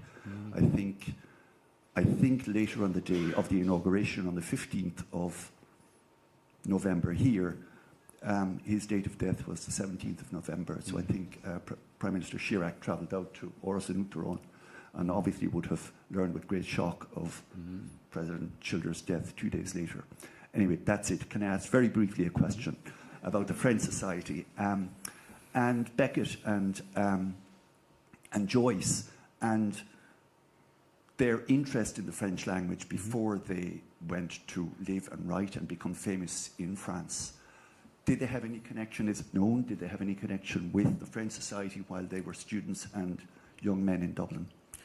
I have been unable to find anything out about the Dublin French Society other than the press reports, but also the minute books. Now, the minute books are a goldmine, and I have to say I have not gone through them exhaustively, but I had heard, I was speaking to somebody when I visited the archives at UCD, and they had something to say, W.B. Yeats was a member, and I thought, well, I'll need to verify that. So I went through the minute books looking for W.B. Yeats, and I found him. So I thought, well, this is great, you know, but there's more work to be done on that, just to see. I would be surprised if they weren't in some way connected. You know. Sorry, can you hear me? Charles. Yes, first of all, that was a compliment you on a wonderful, wonderfully researched and such an appropriate thing for us to hear on this occasion. Thank you. It's really wonderful. Lots of things of interest. May I ask you one question that well, we'll be coming on to it later in a sense, but who let this to the Alliance? I saw there that the Phoenix Assurance, Kildare Street Club, sold it to Phoenix Assurance in 55 or thereabouts, 54. Now, Phoenix, according to that, had sold it on. But I think it was those people who would have redeveloped this place. But who were they? Who were the landlords who let it? And is it still leased, or is it freehold owned by the Alliance? Well, it's now owned by the French government. Purchased the building, this part of the building, in 1986. Because this is actually, I don't want to step in anybody else's areas of expertise, but I learned recently that this building, if you look at it from the outside, if you saw on the slide there, it's actually three originally three houses here on this site. So, although this is called 1 Kildare Street, if you look next door, there's a door into the manuscripts reading room for the National Library, and it's 2 and 3. So the French government bought this part of the building in 1986. As regards the who actually leases, I know you'll probably talk about this later, about there's a lot of controversy about what was done to the building when it was revamped in the early 1970s. It wasn't. I don't think it was done at the behest of the Alliance Française. I think we can sort of say that we're not guilty of it, but it was redeveloped for office space. And nowadays, looking back, there's a lot of controversy about all the lovely features and the staircase that was ripped out of it. Charles, I do have some more information about that, but I cannot remember offhand. There was another company involved in, I think, restructuring it, and I'll find out for you. I'll let you know.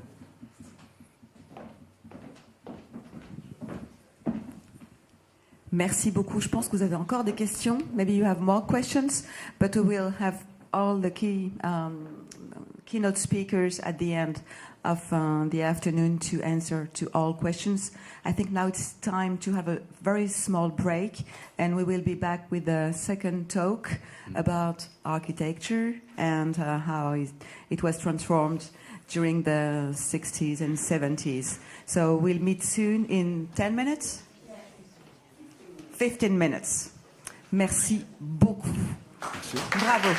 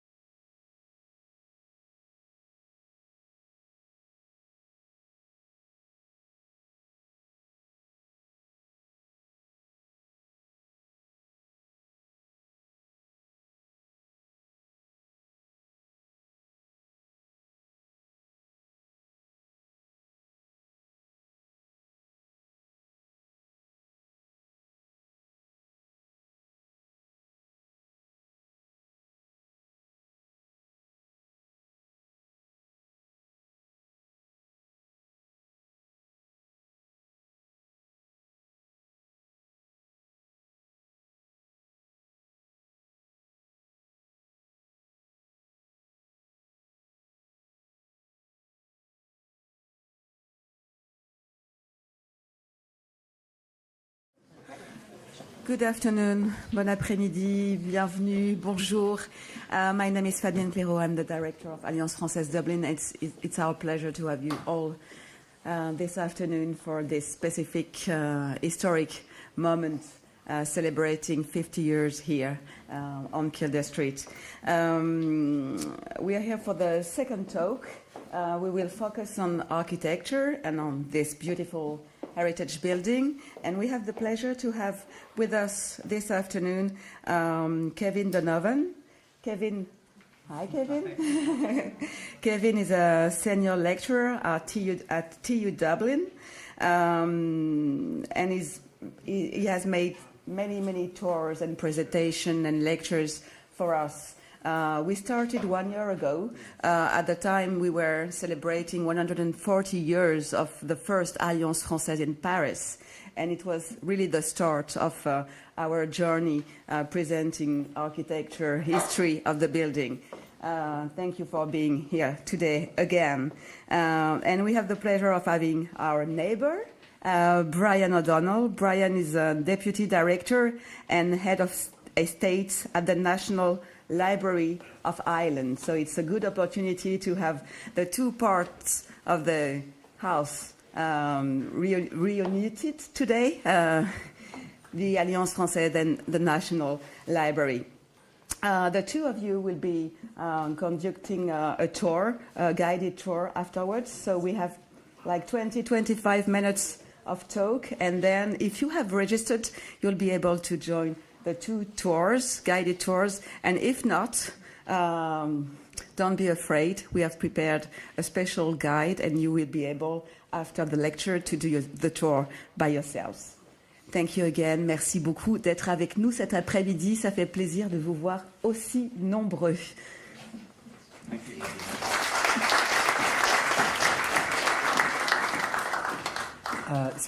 Thank you very much, Fabienne, and thank you, everybody, for coming to this talk this afternoon. It's going to be relatively brief, as Fabienne said. We have about 25 minutes to talk about the history of the architecture of the building, and then, as Fabienne said, Brian and myself will be conducting tours of the building if you've registered for that. And also, we'll take some questions at the end if there's time. Just in the interests of time, maybe it's best not to take them during the talk. So, let me see how this works. There we go.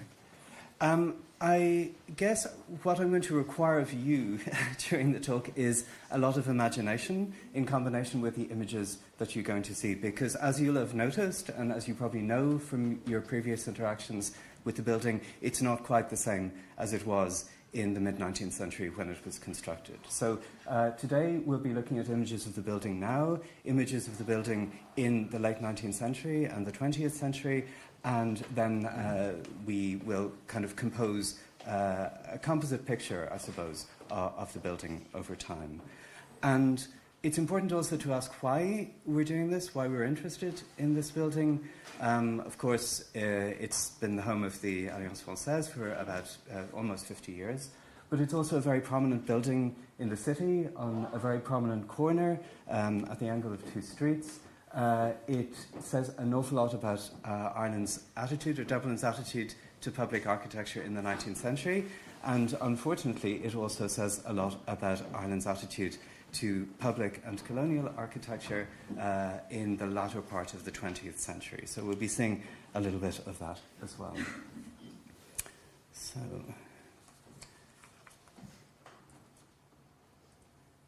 there we go.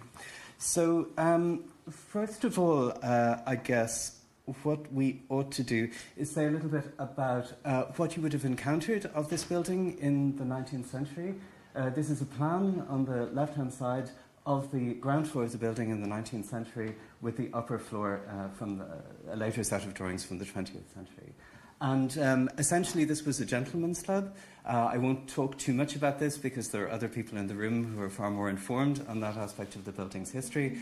But just to say that the Kildare Street Club was formed in the 1760s or the 1770s and had its first premises further down this street at number 6 Kildare Street, where it stayed for about 70 or 80 years until the mid-19th century. There was a fire in the building, and the clubhouse had become too small for the needs of the club, and the club bought this site. We'll see this in a second. 3 houses on Kildare Street and 1 house on Leinster Street, which is this street here, and designed a new club building for its members. But when you came into this building in the 19th century, you would come in through the main entrance that you could see on the bottom of the plan, and there were 2 large buildings, 2 large rooms, one on either side, the morning room and the coffee room, which were the big collective spaces on the ground floor.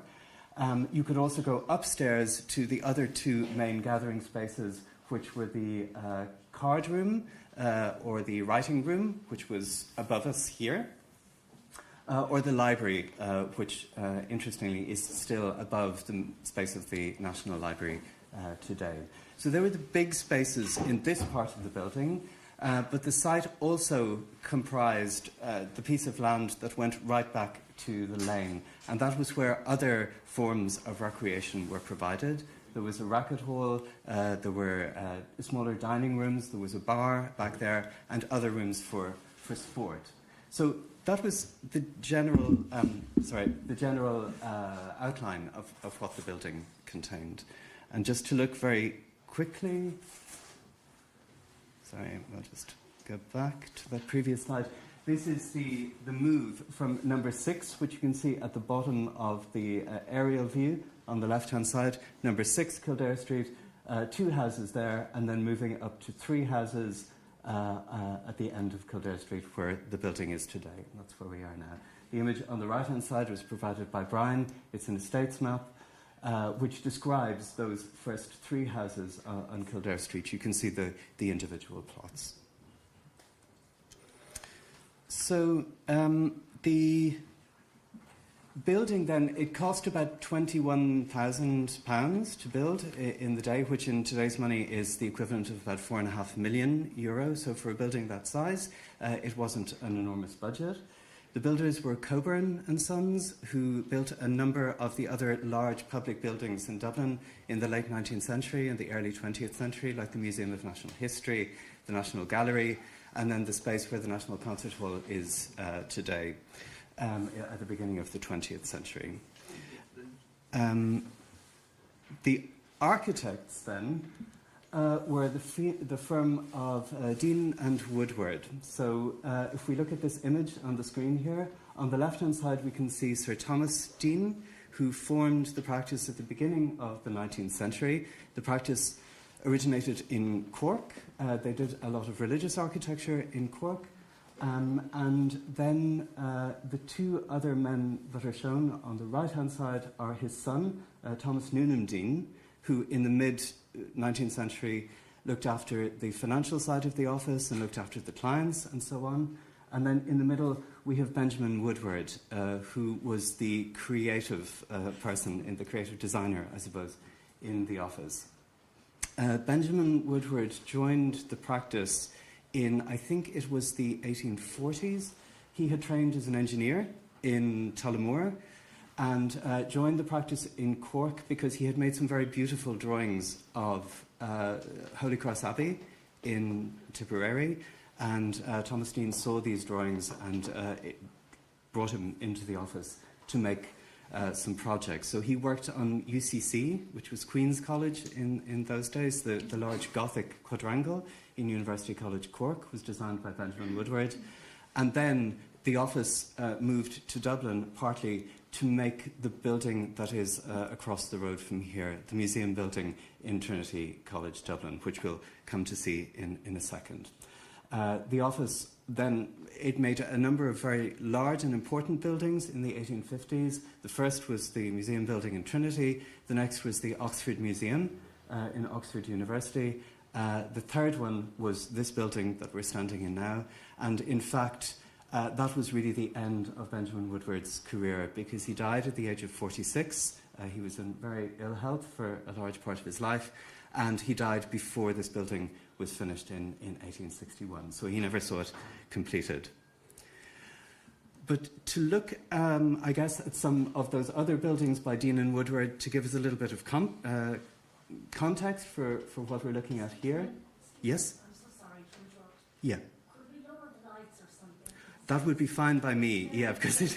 Yeah, is that possible? Yeah. Great. Is that better? Yeah. Great. So these are some of the other buildings designed by Benjamin Woodward. On the bottom left, we have the museum building, which is across in Trinity. And the staircase that you can see is the staircase of the museum building in Trinity, which is very interesting for us, as you'll see in a few minutes when talking about this building. And then at the top, we can see the Oxford Museum from the latter part of the 1850s with one of the sculptors, James O'Shea, who is from Ballyhooly in Cork, who designed a number of the sculpted pieces on the building, who is sometimes associated with this building also. So if we are to think a little bit about the outside of the building and what a public building was in the mid-19th century in Ireland and in Britain, the easiest way to think about it is to think about something called the Battle of the Styles. So there were two prominent views as to how you would make a public building in the period. The first was that you would make it in the classical idiom. So you would refer back to the models of architecture from ancient Greece and ancient Rome. And that's what was done at number 6 Kildare Street in the College of Physicians building, that you probably know. It's the building on the right-hand side, where you get a pediment and a tympanum above the entrance. There are columns and a beam in the portico. The windows are all squared off. The whole thing is made from one material on the outside. It's made of Portland stone, and it's a very sober kind of public architecture. And Britain at the time, coming up to the height of the empire, was very conscious of a style that would express the sobriety and promise of the empire. On the other hand, there were architects who were interested in the Gothic style of architecture, or a style that harked back to the medieval period in Europe and also in Britain. An architecture that was less formal, that was slightly more ad hoc, that was slightly more polychromatic, so they used different coloured materials in the outside of the building. It relied more on arched openings rather than square openings. And you can see that this is the style that influenced the choices for this building. So the building is shown on the left-hand side there, and then in the middle we have a drawing of Venice, of the south entrance to St. Mark's Basilica in Venice by John Ruskin. John Ruskin was the foremost art and architecture critic in Britain in the mid-19th century. He came to know Benjamin Woodward through the work at Trinity, and he was the one who was very influential in bringing Woodward over to Oxford to make the Oxford Museum in the 1850s. He was a champion of Gothic architecture, and you can see that in his drawing of the south entrance, the way the capitals of the columns are formed, the arched openings are formed, the balustrade at the top, that a lot of that finds its way into the exterior of this building. So then, continuing to look at the outside of the building, we can see it in an early photograph from the corner across the road. You can see a number of chimneys on the top of the building, like chimneys in Venice. If you've ever been along the canals in Venice and looked up at the top of the palazzi, you'll have noticed the very large chimneys there.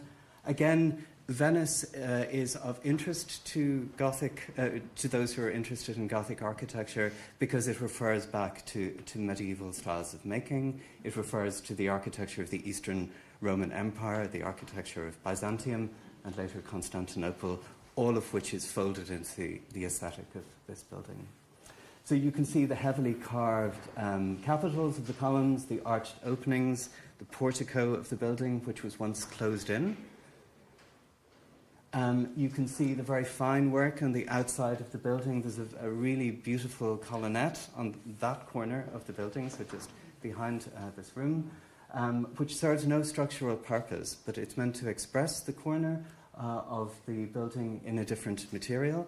And it also expresses the craft with which the building was made. This was a huge thing for Ruskin and his followers, the expression of craft in the buildings of the city. You can see that the windows are very interestingly made. They're not all the same kind of opening. They're arched openings, all of them. They were originally designed to be pointed arches, and they ended up over the design process being curved arches. And on the ground floor, they're linked together. They appear as two windows, because you can see between the two windows at the top, the brickwork appears, whereas the windows on the upper floor, there's a keystone. It's made in Portland stone, which is a very easy stone to carve. So it appears like one window at the top, two windows on the bottom. And that amount of variation in the facade of a building, again, is typical of architecture, Gothic architecture of the mid-19th century. So moving then to the interior of the building, this is what the building would have appeared like had you walked in as a gentleman member of the Ascendancy in the 19th century. So this was the ground floor morning room. It's the room below us. And the ceiling that you can see is the ceiling that we're looking at here. So you'll have realized that a mezzanine has been put into this space. It was put in the 1970s. We'll come to that in a little while. But originally, this room would have been 6 meters high. So from here down to the ground floor, one large room used as a morning room for the club. This is a scene from the other end, so looking out onto Kildare Street. You can see there were very deep rooms and very tall rooms. The windows were very big, as you can see, but to bring light back into the end of the room, they used pier glasses, or very tall mirrors over the fireplaces. This is what was called the coffee room. The coffee room is the name for the dining room in a gentleman's club. This room, as you can see, it's on the ground floor. You can see on the plan. It's the room which houses the manuscripts for the manuscript reading room for the National Library, which you'll be seeing later with Brian. And this is it in use. It's kind of interesting to look at it, to look at this photograph, and some people have identified people in this photograph. My main interest is the fact that most of the people sitting down are men, and the people who are standing up are largely women. I think that's a very interesting comment on the club in the 70s. Then this is the room that would have been above us here, the writing room or the card room. Again, it was subdivided into compartments, and behind that curtain would have been the equivalent of that bay window on the floor, one floor up. And then, for those of you going on the tour later on, this is the room that leads out onto the balcony that's above the portico. And if you are going on the tour, think back to this image and think how low the ceiling is as you're passing through that room now. This was a room that was very small in plan, but very, very tall, as you can see. And then just a couple of images of some of the other bits and pieces. The fireplaces, very fine fireplaces, which used to exist in the building, no longer do. Traces of them have been found all over the country in various estates and so on. And then the toilets in the basement. Some of you who are on the tour will be seeing the basement, which still retains some of its sanitary ware and that kind of thing. So one of the most interesting things architecturally about the building is the staircase. So as you can see from the plan, you would have come in through the main entrance and been faced with the image you see on the left-hand side. There was an enormous staircase that brought you up to the upper floors. It was entirely top-lit, so all of the light came from a lantern at the top. It was very narrow in plan, so it felt like a very confined space, and it was a structural item in the building. So you can see the curve under the staircase. That's a buttress that is helping keep the walls on either side up. And then the staircase was placed on top of the buttress. So to travel up the staircase, you had to go around 3 sides of the room to get to the top. So it was a very ceremonial, very ritualistic piece of architecture in the building, a very beautiful piece of architecture that again referred back to the museum building in Trinity. That staircase still exists, about 100 metres in that direction. As you travelled up the staircase, this is the experience that you would have had. You were passing by balustrades with Eastern Mediterranean references in the star shapes and the moon shapes and the balustrade. The very fine tile work you can see at the bottom of the wall, beautifully carved columns, the Byzantine arches at the top and the light coming in from above. So a kind of an extraordinary experience. Then in the 19th century, or the mid to late 20th century, a number of things happened. This is 1967. There was a fire in the upper parts of the building. I forgot to mention that above the spaces that I talked about, there were bedrooms and then servants' quarters in the attic story above. So there was a fire there. The roof was damaged in 1967. And then something else happened. So in the change of ownership of the building, the club moved to the southern part of the building, so where the National Library is today. The northern part of the building was first rented to a number of commercial enterprises. An insurance company, Phoenix Insurance, took it over for a while. They kept the large spaces. Then it was sold to a developer, and in that development, it was realized that the spaces in the building weren't really suited to the functions that the building would come to adopt in the future. So things happened, like the staircase removal. So you can see in this image, which is from 1971, the staircase is being taken down. The buttress is still in place. The buttress is going to be taken down, though, because there's a new steel beam going in to hang or to support the mezzanines, I suppose. So this is a very significant moment in the history of the building, I would say. And the architectural historian Christine Casey, again from Trinity, across the road, has described this event as the most singular act of architectural vandalism in recent Dublin history. She described Woodward's stair hall as the most dynamic Victorian interior in the city. It was one of the most important pieces of interior Victorian architecture in Britain and Ireland, and it was taken out in 1971. So to me, this says an awful lot about I suppose how attitudes to architecture and conservation and heritage can change very quickly over time. Again, the purpose of this building, the history of the building, the size of the spaces of the building, the fact that they were difficult to heat and occupy, all of this proved problematic for the building and its owners in the period, and it was not surprising to some people that items like this should be removed. Nowadays, we would have a very different idea about architectural heritage, I guess, and it would be impossible to do something like this. But the same thing has happened with cinemas, with lots of buildings of leisure, actually, from the 19th century, like large cinemas, piers, those kinds of things, whose function came into doubt, I suppose, in the 20th century. So we have just a couple of more minutes, and I'd like to concentrate on the last piece, or for the last piece, on the sculpture on the outside of the building. The building is probably most known in the city from the outside, and it's most known for the sculpture on the arched openings and also at the bottoms and the tops of the columns, so the capitals of the columns and the plinths of the columns. They are very, very heavily decorated with sculpture. The stone is Portland stone, which is a very easy stone to sculpt. And I mentioned earlier James O'Shea, the Irish sculptor who worked on the museum in Oxford. You can see him in operation carving away at the window frames.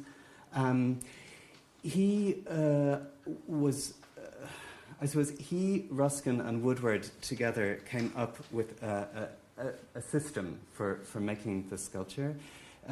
In Oxford, he would go to the Botanic Gardens and he would bring back samples of flora from the Botanic Gardens and use those to carve from life on site the capitals and bases and window surrounds, and then they would be placed into the building. The same logic happened in Ireland, but the sculptures were different. There is a story that the O'Shea brothers were somehow involved in this building, and it's seeming less and less likely that they were. Charles William Harrison was the sculptor of the stone pieces on the outside of this building, the Kildare Street building. And he followed a similar method. So the Botanic Gardens were at that stage in Ballsbridge, and he would go to Ballsbridge, take up the flora, bring it to the site, and make the sculptures. Some of the sculptures are of plants, but a lot of them are of animals, and you'll be seeing this as you move around the building. You can see it on the outside of the building an awful lot. The budget for the sculpture was £800, which amounted to £150,000 in our money. It would be very difficult to imagine a building budget of €150,000 for a sculpture today. But again, this was a building that was trying to develop a language of expression for the British Empire at its height, you could say. And it was not confined to just this building. You can see the quote on the top left-hand corner. John Colling, who was a friend of Ruskin, talked about the development of this new language in architecture. He said, natural objects, geometrically disposed, might be made to produce for us a system of ornamentation, copious, original, and beautiful. So these carvings of plants and animals, they were meant to replace bring up to date, I suppose, the sculptures of acanthus leaves and so on that you would find on Greek and Roman architecture. So you can see in this, for example, that there's a lot of foliage. There are 40 different species of plant in the sculpture around the building. There's an adder moving through the sculpture and a pigeon on the other side. And all of the sculpture is really dynamic. So on the bases and the capitals, everything is moving around. Everything is a story in the sculpture. Again, you get hounds and hares on one. I can't remember where all of these are. There are so many in the building. But they're always in movement around the bases of these things. The lizards as well following each other upstairs. There's a serenading shrew on one of the buildings downstairs. So the interesting thing is that the plants are naturalistic, but the animals are set in kind of anthropomorphic scenes. So they take on the characteristics of humans. The shrew is serenading, I think it's a badger coming around the other side of the column, so on. And then perhaps the most famous one is the monkeys playing billiards, which you probably will have heard of. It's the sculpture that's on one of the windows on the ground floor of the National Library building. Again, a very interesting piece of sculpture for a number of reasons. The O'Shea brothers, when they were in Oxford, it was around the time when Darwin's Evolution of the Species was published, and the O'Sheas had wanted to put a monkey or an ape of some kind onto one of the window surrounds in the building. The clerics and operatives were against this, and there is a story that this was some kind of, not quite revenge for that, but that finally the O'Shea brothers, or at least C.W. Harrison, had got his monkeys when he ended up in Dublin. There's another story about it, though, which is that this building is in the estate of the Dukes of Leinster, whose family crest contains an ape, and there's a story in the family that the ape saved one of their children from some disaster or other. So it may be a tribute to the family who lived in Kildare House, or Leinster House. But for me, the most interesting thing is the detail in this piece of sculpture. It's a phenomenal thing. It's quite a small object, but it shows not only the monkeys and the billiard table, but it shows the cue, the rest for the cue, the chalk for the end of the cue, and the billiard balls disposed on the table. And the fact that it is here, 150 years after the building was built, is quite extraordinary. The sculptures were damaged in a bad conservation in, I think, the 1980s or the 1990s, and since have been repaired to some degree. So I'm conscious that I now need to retire to a tour in another part of the building, so I will finish up. I understand that I'll be seeing those of you who are on the tour with Brian at the end of this afternoon's event. I'll join you then. And if you've any questions, I hope to be able to answer them then. So thanks very much for your attention.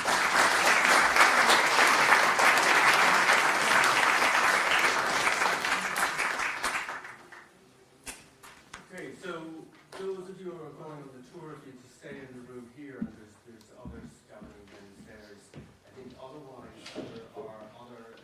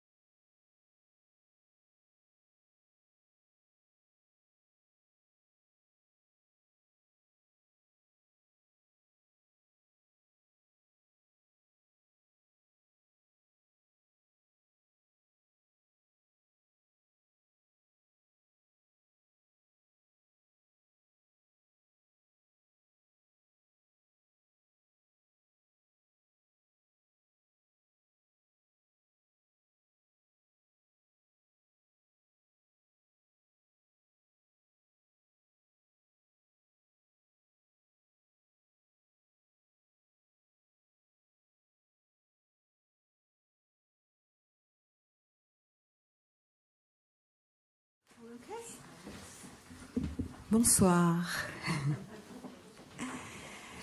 Thank you all for being here tonight. I hope you have enjoyed the tour. Some of you have made the visit before, so we are now coming to our third and last talk about the history of Kildare Street Club. And it's my great pleasure to welcome Ivan Healy.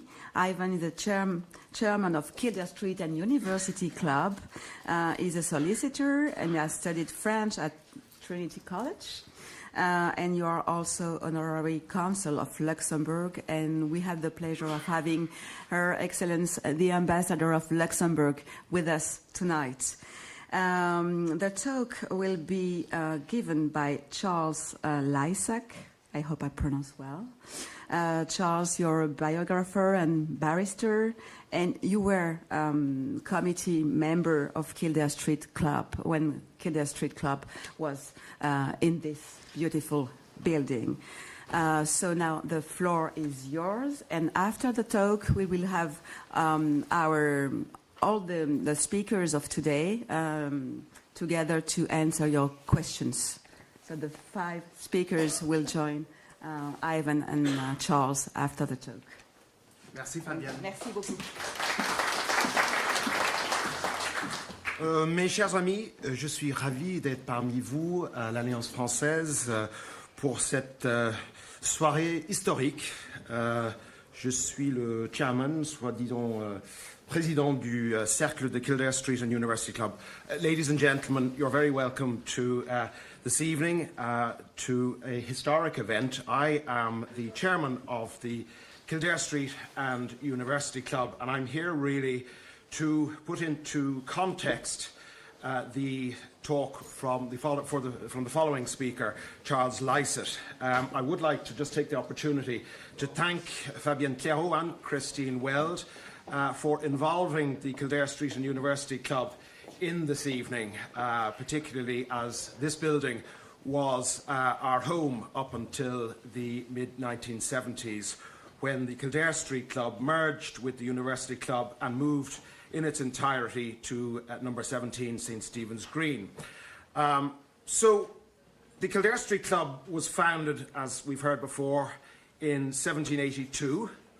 It was founded by candidates or prospective candidates who had been rejected, or in clubland as we call it, blackballed, because there's a system of ballot where there's a ballot box, and if a black ball appears in that ballot box, that candidate is blackballed. And they were blackballed from a club called Daly's Club, which was based on Foster Place, which is just beside the former House of Lords, now the Bank of Ireland, on College Green.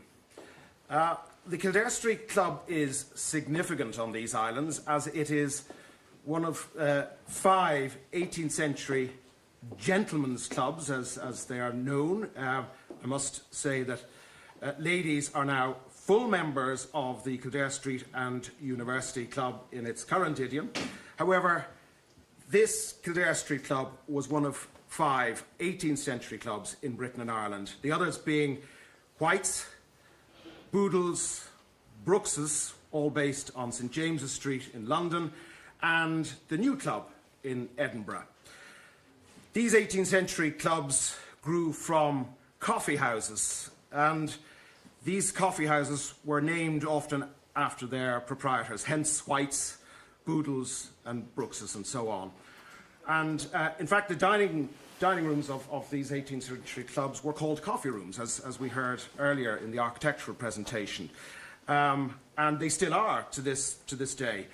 The clubs, to give it a social context, provided a place for members, usually drawn from the aristocracy, landed gentry, military, political figures, to socialise and dine together. However, there was a particular vice which was a feature of these 18th century clubs and club life, and it was gambling.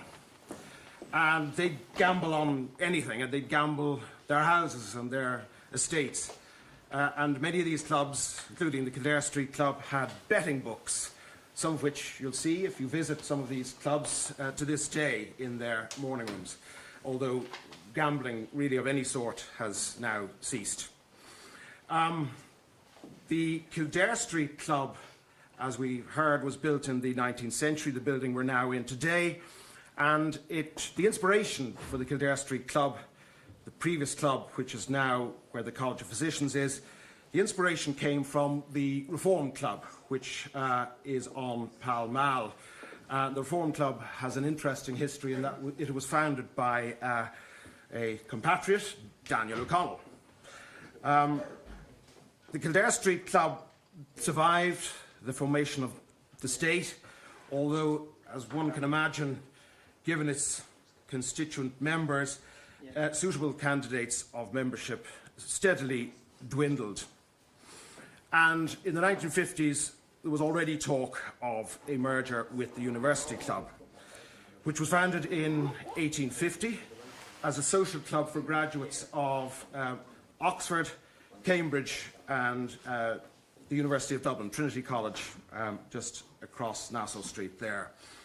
There was a first failed attempt, as I said, in the 1950s, but ultimately a successful merger between the two clubs was reached in 1974, and the Kildare Street Club moved from this building in 1976 to number 17 St Stephen's Green, which is our current home. It's our current clubhouse now. 17 St Stephen's Green is a fine example of an early Georgian townhouse. It was built in 1776 by the first Earl of Milltown, whose country house some of you might know as Rusborough House in County Wicklow. Number 17 St Stephen's Green, therefore, has been used continuously as a clubhouse since 1851. The 1970s merged club had lady associate members, which took over from voucher members in the old Kildare Street Club, and full membership was opened to lady members in 1994. The club now is open to membership, both men and women from the professions, the world of trade and commerce, academics, the arts, and the church. There's one or two diplomats also members.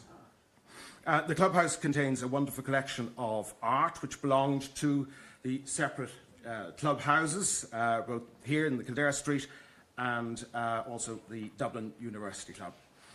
We host a large number of events concerning a range of topics, including political, historical, literary, cinema, theatrical. In number 17, we provide breakfast, lunch, dinner to our members, and we also have 16 bedrooms, a squash court, and a gym facility. We have a range of reciprocal clubs around the world which members may use and stay in. The election process isn't any secret. One is proposed and supported and seconded by 5 members. Then that candidate is balloted upon a presentation by the proposer to the election committee of the Kildare Street and University Club. As in many of these clubs around the world, the members' table is predominant and central, where members of the club meet to lunch and dine together. And I suppose, to sum up club life in the words of a very famous author, actually a Dublin man, Dublin Huguenot, Anthony Lejeune. He wrote a famous book in the 1970s on London clubs. And I quote, "A good club should be much more than a mere catering establishment.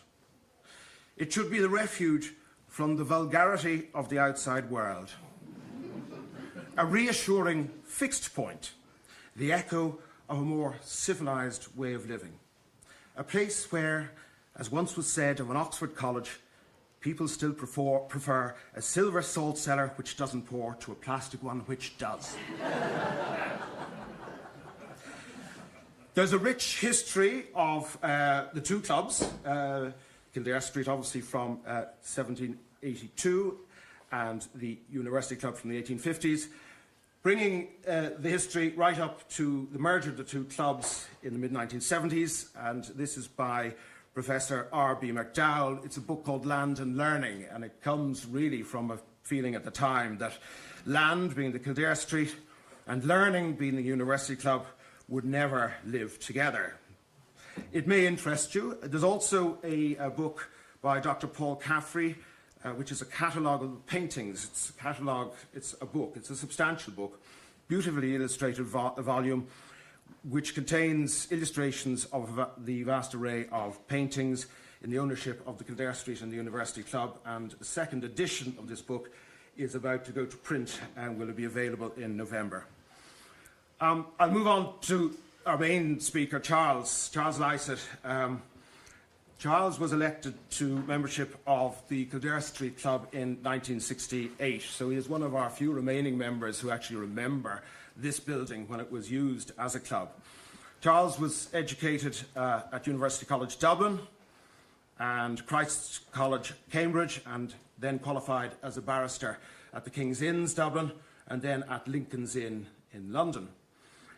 Since 1969, many of you will know him having written Irish obituaries for the Times of London. He's now the chairman of the Oxford and Cambridge Society of Ireland, and he's also the author, as many of you will know, of a book on Brendan Bracken, which is an enthralling biography of Sir Winston Churchill's famous consigliere. Charles knows the history of the Kildare Street and University Clubs inside out, and it is my privilege and pleasure, and I'm delighted to hand over to Charles Lycett for his insight this evening into the Kildare Street Club and the fascinating history of this building we're in today. Please give a warm welcome to our speaker, Charles Lycett.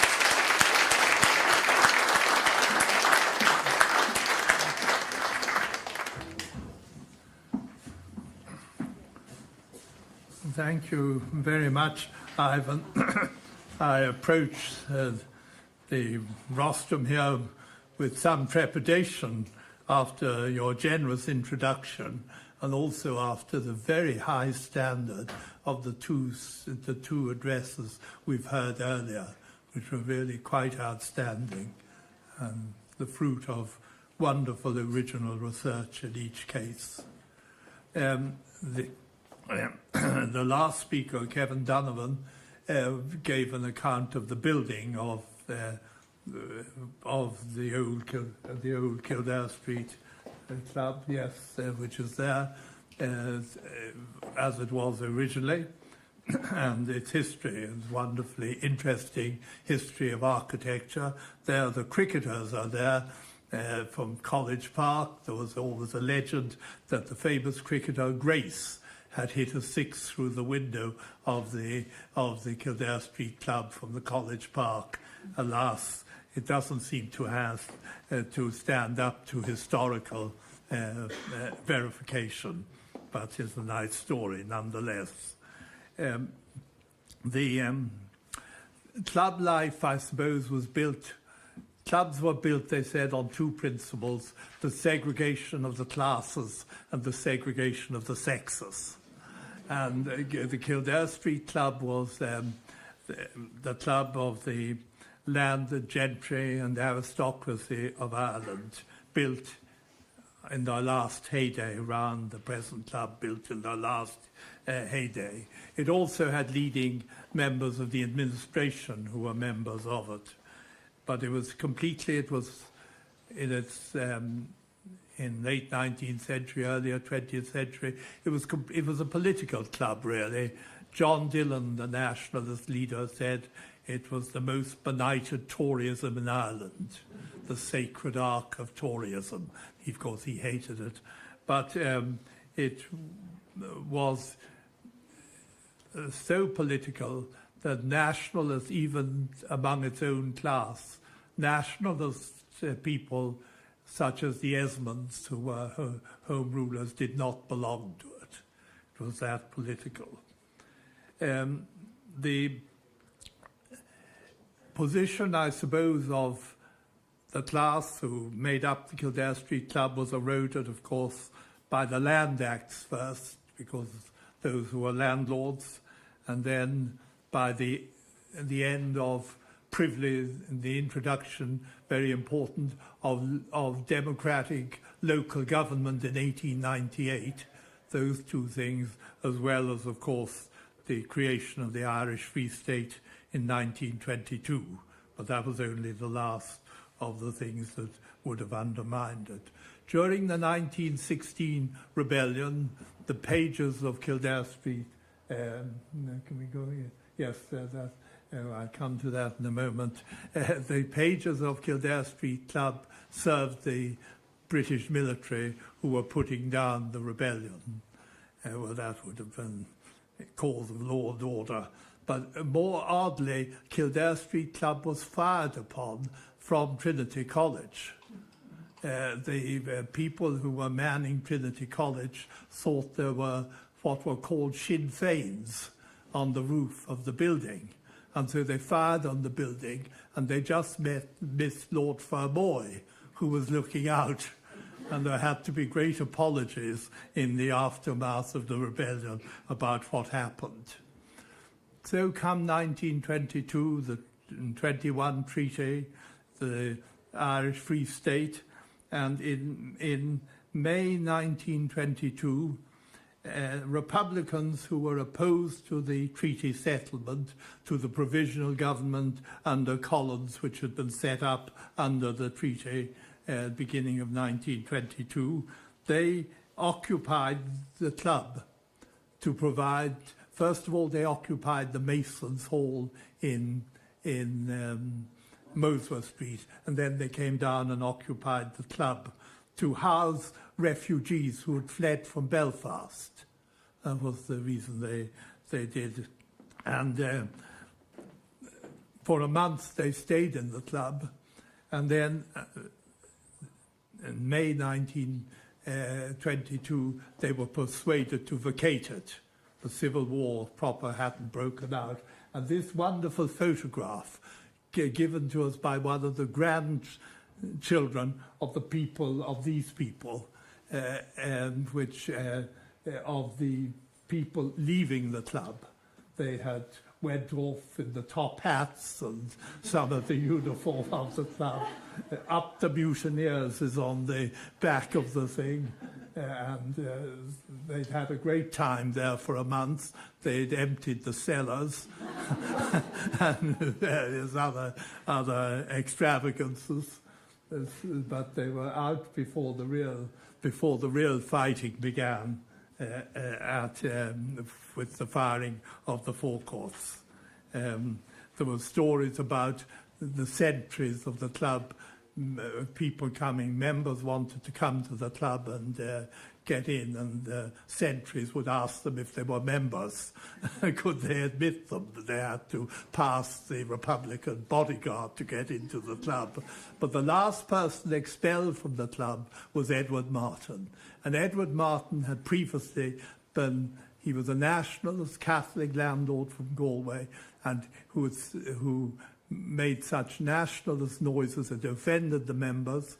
They voted him out of the club. He appealed to the High Court. He was restored to membership as a result, and he's kept using the club. Well, he wasn't very welcome, but he kept using it. But at last he was expelled, not by the old Tories in the club, but by the Republicans. And he went back to Tulera Castle in Galway, where he came from, and never returned. He's Edward Martin, who founded the Palestrina Choir, and also the Abbey Theatre, a very famous man in our history. After independence, of course, many members of the club lived on comfortably in Ireland. They had more money than most people, and they could live a kind of world of splendid isolation, as if Ireland was Shropshire. And they had more money, and they had certainly great social position and prestige. So it didn't the club could go on. But they were somewhat detached from the mainstream of Irish life, and they attracted the attention of Dublin Opinion. Charles Kelly was a great cartoonist in Dublin Opinion, and he had wonderful cartoons. That's the gentry in decline. When you came to the Great Depression, they were all patches in their trousers. A fellow leaning down there to get a butt of an old used cigarette, that he'd get a further drag out of it. And but you notice the club servants are not shabbily attired. It's the members are in trouble. That Charles Kelly was the person, and then another one of the next one. This is the Cayley at Kildare Street Club, and that's a splendid one as well. You can see the various characters there. Bert Ella, one fellow say, Shawshaw Fitzfolks is coming in and out of the van, yes, and Shin Ruddy Marshin. So, it's very good. And then the story was there was a bus conductor on the bus used to come in, the 6, 7 and 8 bus, and he'd shout, Kildare Street Club, he'd say. Tell Wicklow, Wexford and Dublin I was asking for them.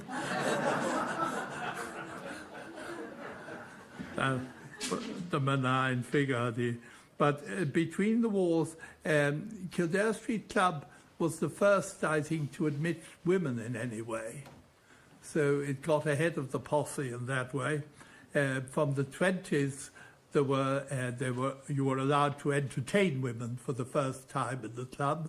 And then there was a category of lady voucher members who were the widows or wives, widows, unmarried daughters and unmarried sisters of members could join, and some interesting people joined that category in the history of the club. You could, there was a category outside those that could be elected, and people like Sybil Connolly was a member, I remember, when I first joined, and Christine Lady Longford, who was another person, the Gay Theatre person. She used to entertain Maureen de Burker for lunch, who was a celebrated radical journalist. And one time in the early 70s, there was when the IRA started off again, there were occasional bomb threats to the club. I remember one time the bomb threat was just Lady Longford's Saturday lunch, having lunch with Maureen de Burker, and I was in the club, and that's all they'd have got. If they'd blown up the thing, they'd have missed their targets. But anyway, that's the way. And from the 30s, the last time Yeats met Maud Gonne was in the club.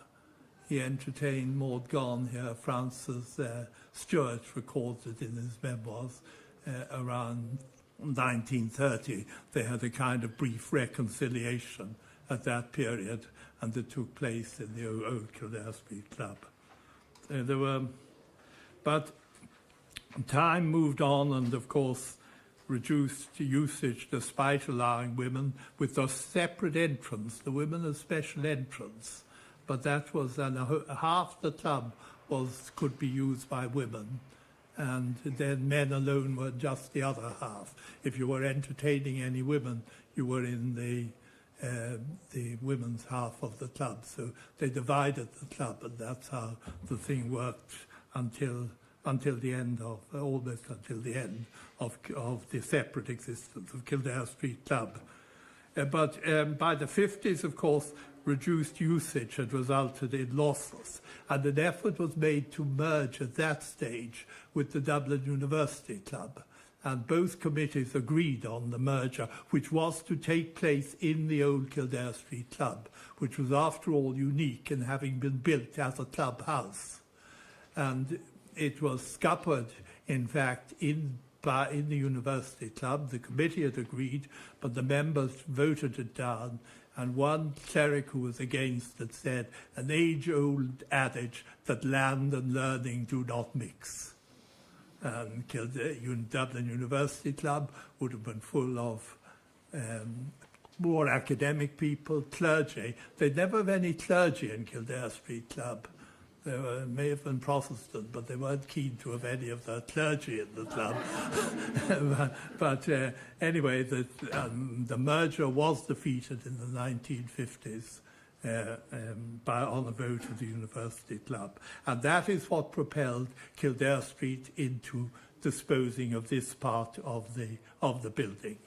They reckoned they couldn't go on, and they had the offer from the Phoenix Insurance Company for £50,000, and that was the sum for which this part of the club was sold in 1950. Now it didn't go through unanimously. There you are, that members against partition. This chap saying, I'm an anti-partitionist. And of course, the anti-partition campaign was going on in the country generally, but the idea that the member of Kildare Street Club would be keen anti-partitionists was less to be anticipated. But there they are, good old Joshua's there. But they didn't succeed. It was quite controversial. Who was very much behind it was Basil Goulding. He seemed to dominate the committee of it at the time, and he was quite a force. And then they spent so much money doing up the reduced premises that they ended up with no more money than they had before it.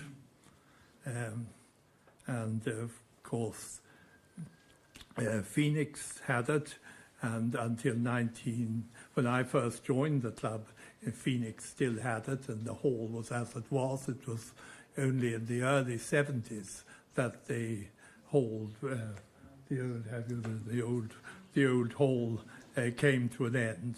The club, of course, still had some very fine rooms, and it struggled through the 60s, and it was beginning to sort of transform a little, sort of a top people's club. There were people like Freddie Boland, the ambassador, Tim O'Driscoll, James White of the curator and the National Gallery, and it was evolving in that way in those years, and a lot of medical consultants were attracted into the club. So it was doing quite well at that stage. And then the fire of the late 60s, to which Kevin Donovan referred, and then they had a big row with the paid secretary and the dismissal and so on. Anyway, by 1970, they were in a state of crisis, and they levied all the members, and a lot of members resigned at that stage. And that really meant that in the early 70s, they were in very poor financial straits. And the issue was whether they'd have to sell. There were various schemes. One was to build a smaller club in Leinster Lane. Another was to buy premises in Merrion Square where they could mix only with their own. And then the other was to revive the merger with University Club, which we couldn't very well propose. But fortunately, someone in University Club invited us to discuss it again. So then the thing became possible to have our new club. So that's really how the whole thing would have evolved. It was an old-fashioned club when I first joined it. It was certainly on a higher standard. You know, the servants, club servants as they were called, were very formal. It was like Downton Abbey. The top ones, Rooney, poor Rooney, and Hickey and Kinsella, they were called by their surnames. That was a badge of their standing.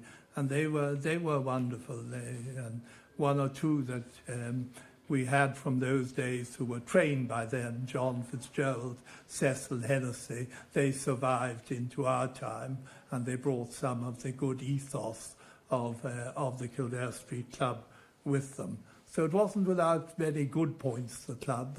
I was very grateful. My old professor of economics in UCD, actually, George O'Brien, he was the only UCD professor who was a member of Kildare Street Club, and he proposed me, and he said, oh, I was at the bar in London at the time, said, people will be very impressed in England you're a member of Kildare Street Club. I don't know if they were or not. So, but it brought me into an interesting world for which I'm grateful.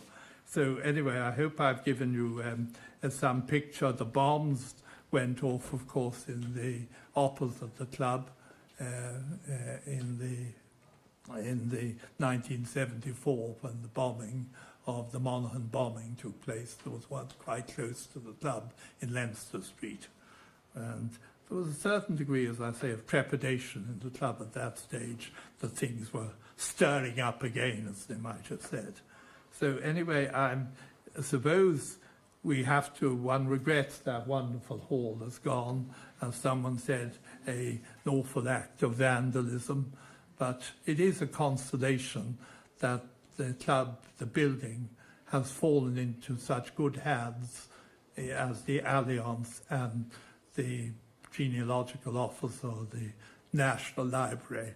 They both honour it, and that is a consolation, even if from an architectural point of view you would regret it.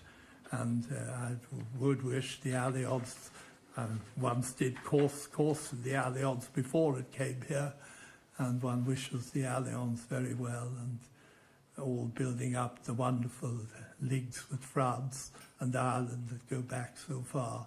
It's a great privilege to be asked to talk to this meeting today, so I thank you very much.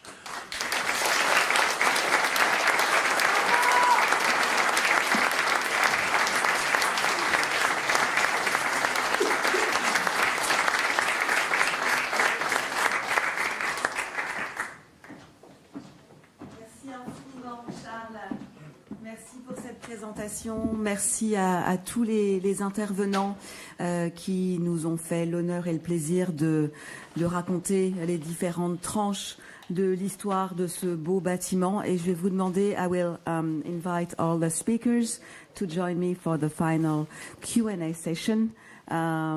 Please, Charles, Ivan, Kevin, Brian, Brandon, if you're still there, please join me on stage. J'imagine que vous avez des questions. On a eu peu de temps entre les différents talks. Christine, je pense qu'on a un micro. En attendant qu'on prenne quelques questions, je vous donne peut-être des informations sur la suite parce que ce n'est pas complètement terminé notre après-midi ensemble. Donc après cette session de questions-réponses, on aura le plaisir d'accueillir notre chorale. L'Alliance Française a une chorale et on va terminer en musique, comme c'est souvent le cas à l'Alliance Française, dans notre institut culturel. C'était un très grand plaisir. Merci à tous. C'est un grand bonheur de vous voir aussi nombreux pendant tout l'après-midi. Ça fait vraiment chaud au cœur de voir qu'on partage le même goût pour la culture, l'histoire et notre histoire commune. J'ai vu qu'on avait une question au centre. Devant aussi.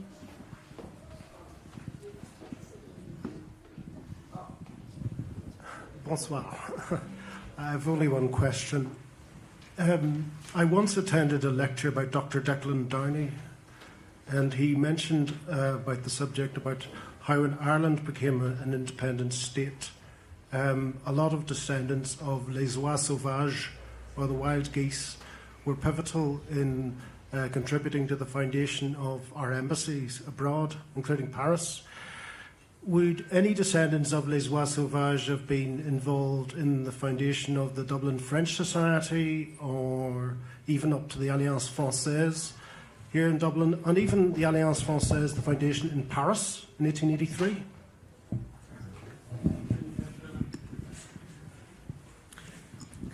Maybe it's for you. It's falling to me. Yeah, it's a very interesting question, which I honestly haven't come across in my research any links. The one that is most attractive to me is the Hennessy connection, the Bois Sauvage, and Hennessy went abroad, fought for France, and then he established the whiskey making, the cognac, sorry, in Cognac. And of course, it's gone worldwide, and I know there is some Hennessy family connection still to their estate in Ireland.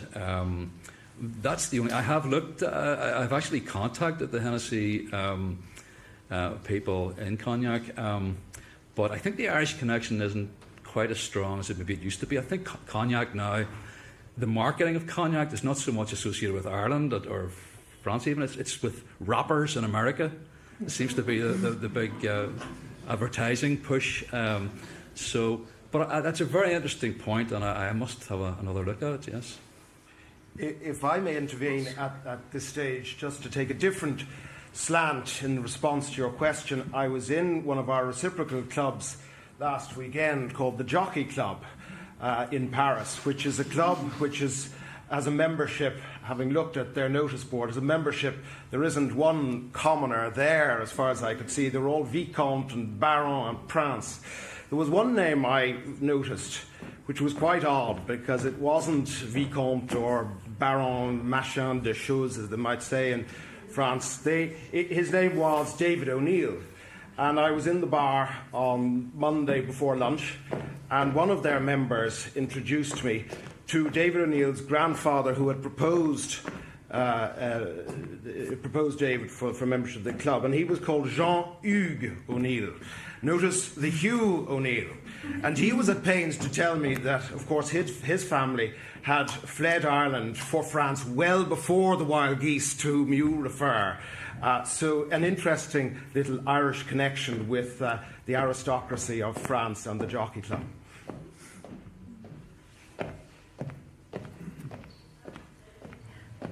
Another question, maybe? Yeah, in the front. You're going to see me quite a lot. Please.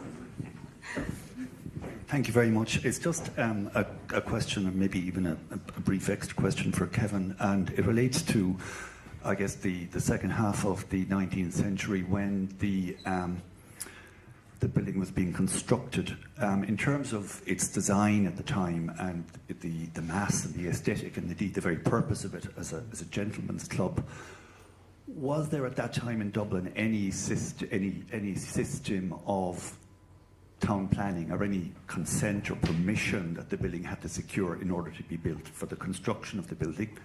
I mean, town planning was emerging, I think, in the UK just around then. In Dublin, was there any system? And also, in terms of the brick, what brickworks, do you know, were the bricks sourced from, and where was the stone quarried? Interesting questions. In terms of the town planning side of things, and Brian, you might have a view on this as well.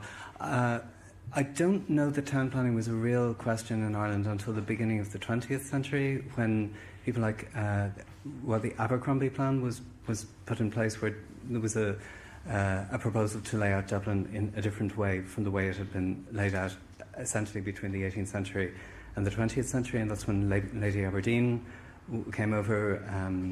Geddes, the Scottish architect and planner, came over at that point.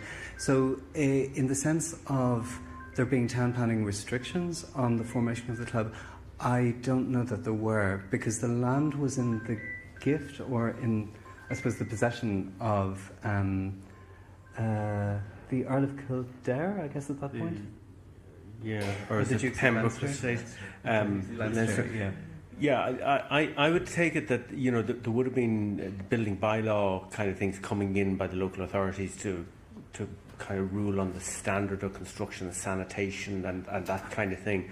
But the estate system of having a landlord effectively they were their own planning authority in some respects, and they set out their estate and then parcelled out the land in chunks with it, and typically 2, 3, 4 houses at a time. So, and that's why you look at around Marion Square and the like, and you'll see that it's not as homogenous as you might think when you're not there standing looking at it.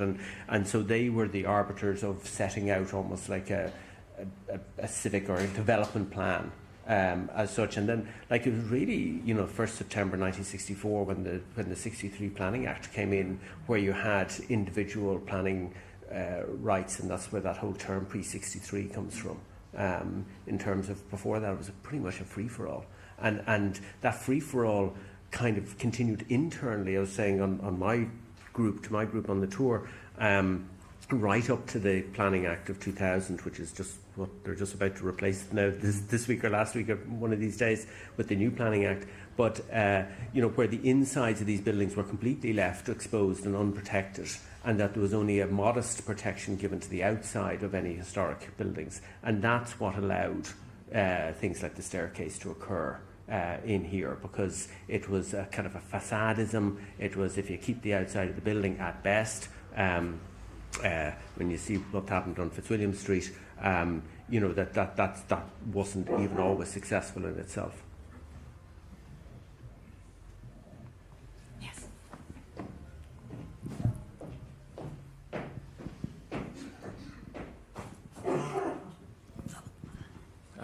Question for maybe Charles or Brian. I'm wondering, was there a connection over the years, perhaps with keepers or directors of the National Library and the Kildare Street Club, or perhaps other national cultural institutions?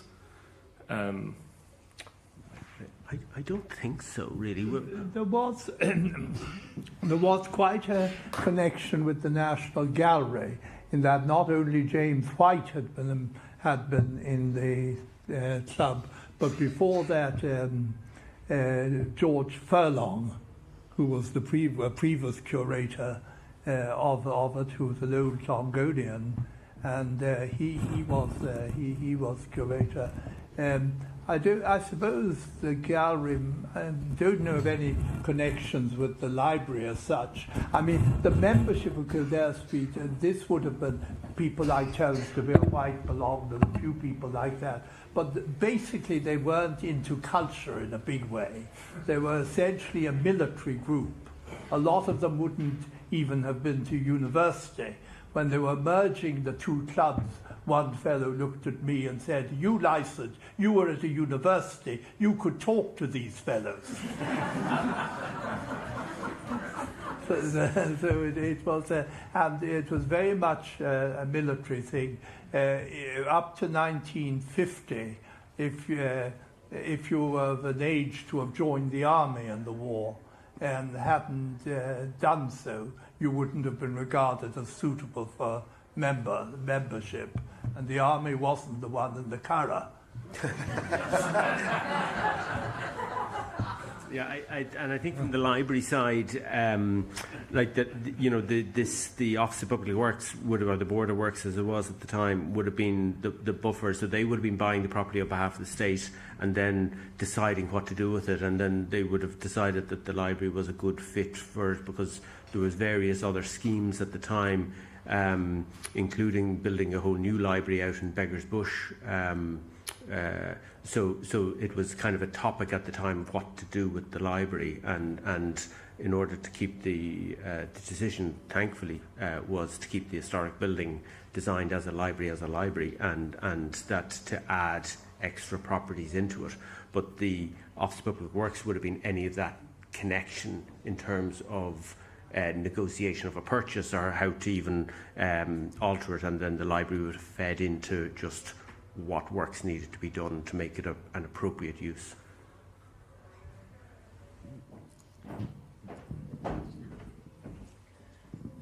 Thank you very much. Yeah, I couldn't make the earlier session, so a very, very simple question. I know this building very, very well. I was involved for a number of years. How big was the original footprint of the Kildare Street Club? How far up the street did it go? So the original building occupied the space of 3 Georgian plots. So it was the width of 3 Georgian plots on Kildare Street. that went back then to the lane behind, and then right to I think it was called Staple Lane then. I think it might be Leinster Lane now. Yes. And then there was one building on Leinster Street, which is the street here, which was also part of the site. So it ended up being quite a strange site with a chunk taken out of it on Leinster Street. But essentially the width of 3 Jordan plots. So the little booklet that they have today shows the plan, and effectively you're standing on the street, everything in red brick and with the decorative detailing. That's the extent of the Kildare Street Club, and then the building next door is the grey Art Deco limestone facade. So it's a very clear distinction between number 3, which was part of the club, and number 4, which wasn't. And then that goes back to the lane at the back. There's a brick facade building, which was the old racquet court part of the club. That was the building onto the laneway. So in terms of square footage, if you like, of the ground floor, was it twice the size or 3 times the size of where we are? About twice. Well, you see, if you're counting out the outbuildings, it was probably 3 times the size, like easily, because there's a full car park at the back and everything. That is. Thanks very much. Most of the plot was actually built. There was very little open space at the back. If you look at the plans, you'll see there was very small courtyard in the centre, but everything else was occupied by kind of recreation facilities like the racquet court that Brian mentioned, and there was an archery room and all of that kind of thing. But it was all internal, yeah. And Charles, out of speak, how many members would the club have had? Yes, I suppose 600 or 700, perhaps. Yes, yes, perhaps even a bit more. Yes. And Ivan, compared to nowadays, the Kildare Street University Club would have how many members? Just under 1,300. We peaked in 2009, before the real effect of the crash, at 1,500. But the majority who use the club, we have country members, we have overseas members, but the majority who really use the club are senior city category, and there would be about 450 of them. And they are the people that you see at the members' table day in, day out for lunch and dinner. Thank you. Je profite de ta question, Gérard, pour le petit booklet auquel on faisait référence. Vous avez à l'intérieur le résumé de l'histoire de l'Alliance française et vous avez un plan du bâtiment original que vous retrouvez aussi en beaucoup plus grand dans l'exposition qu'on a préparée spécialement au 2e et au 3e étage de l'Alliance française et qui va rester pendant un petit moment, je pense, pour toutes les images que Charles nous a montrées aujourd'hui, la plupart des présentations que vous avez eues aujourd'hui. Il y a beaucoup de choses que vous allez pouvoir retrouver. Si vous avez manqué certaines des présentations, elles vont rester, les images vont rester pendant quelques temps au 2e et 3e étage de l'Alliance. Okay. J'ai vu encore une question. Oui. Thank you. Just a question for Charles, actually. Given the fact that there were other clubs in Dublin at the time, I think the United Services Club was one that comes to mind, and probably others as well, was it always the case that the Kildare Street Club was going to have a merger with anyone? It was with the Dublin University Club. Or was it ever suggested that maybe the other clubs as well, did they ever come a-calling, trying to woo the Kildare Street Club to join up? Or was it only ever the Dublin University? No, it was only ever. I never heard talk of the other 2 clubs joining with it. They historically were interesting sociologically. The United Services, of course, was the military people, but they would have been military people who in some way didn't quite qualify for Kildare Street in some way. And I suppose people stationed here. And it really collapsed in its membership with independence, and it got a completely new membership. Stephen's Green had a very old and honourable history, really. It stood for, as I said once in a review, for a more inclusive Ireland before Mary Robinson was ever heard of. It was founded, O'Connell was among the founder members of it. It had a Jewish founder member. It catered for a lot of the people who weren't non-conformists, who weren't part of the Anglican establishment. So it had that, and it was the Catholic gentry to some extent tended to belong to Stephen's Green rather than Kildare Street, although there would have been Catholics in Kildare Street, but there would have been that distinction between the two. Dublin University Club was essentially Trinity, of course, and it was professional people, very strongly clergy, to whom the Kildare Street Club were allergic to having any to watch them in their drinking. So, but it was part of the Unionist Ireland, which the other clubs wouldn't have been. And so even when the Union had gone, it was the members of that would have been the members to whom they would have felt they had more affinity. So that's, I think, as I read it. Thank you. I'm just wondering, has there ever been a rivalry between the French and the UK-based clubs? I'm thinking about the Jockey Club, which one would love to visit, but unfortunately it's not open to women. And I'm just wondering, I know that Boodles, isn't either, or Whites, and I'm just wondering, is there a tiered level of understanding in terms of philosophy against women? This isn't a feminist question, it's just wondering in terms of the history, and is it seen that the Kildare Street has almost moved away from its original roots in that respect, become more democratised? I'll take that one then.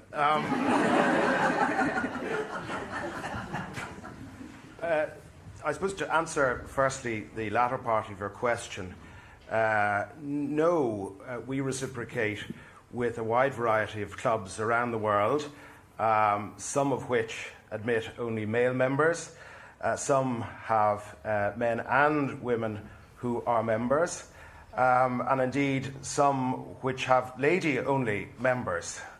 So we have a wide variety of clubs, and there is quite a lot of change going on, particularly in London, with a few clubs where they were under a great deal of pressure to admit lady members, because it was felt that these clubs are a centre of power, or discussions around the members' table would advance one's career. Well, that's never been my experience in any of these clubs. In fact, I think some of the newer members who enter these clubs would be sadly disappointed by some old gentleman with a lot of egg yolk on their tie, having had far too much to drink.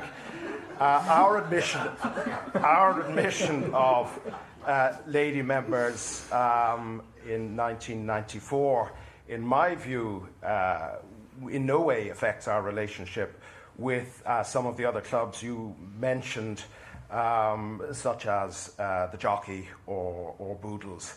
There's, I think, with our reciprocal arrangements, we have a variety of clubs, and there's a place for everyone to find in those clubs which we have abroad.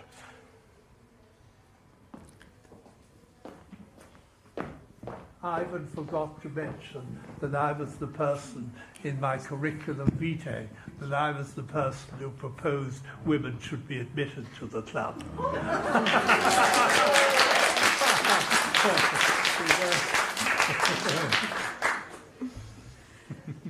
There used to be a women's club in Dublin. People forgot. There's a club called the Alexandra before the First World War. It was in Stephen's Green and in Grafton Street, and it was a women's only club. And was it related to the school? Not that I know of, no. No, I don't. Well, it was called after Queen Alexandra, I suppose. I don't know. Yeah, I'm just curious to know a bit more about the activities. What would be the activities of the club, for instance, on 17th Stephen's Green, the current that, apart from dinners and lunches, and so what would be practically what would be the main missions and activities? One activity that should not be pursued, and that is, you never talk about business or commerce. It is purely a social venue for members to meet each other and wine, dine, but we also have, as I said earlier, we have a squash court, we have a gym, we have a billiards table, we have bridge evenings.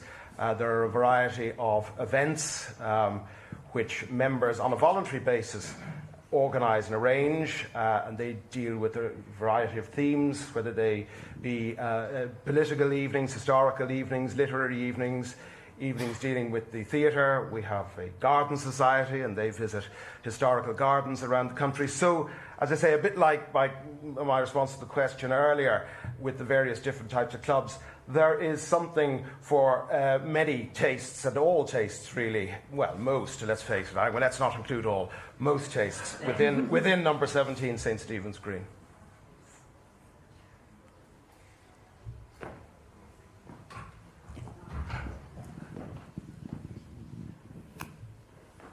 I have one question, and I'm not sure whether it's to the ambassador from France, or whether it's you, Ivan, who could help me most there.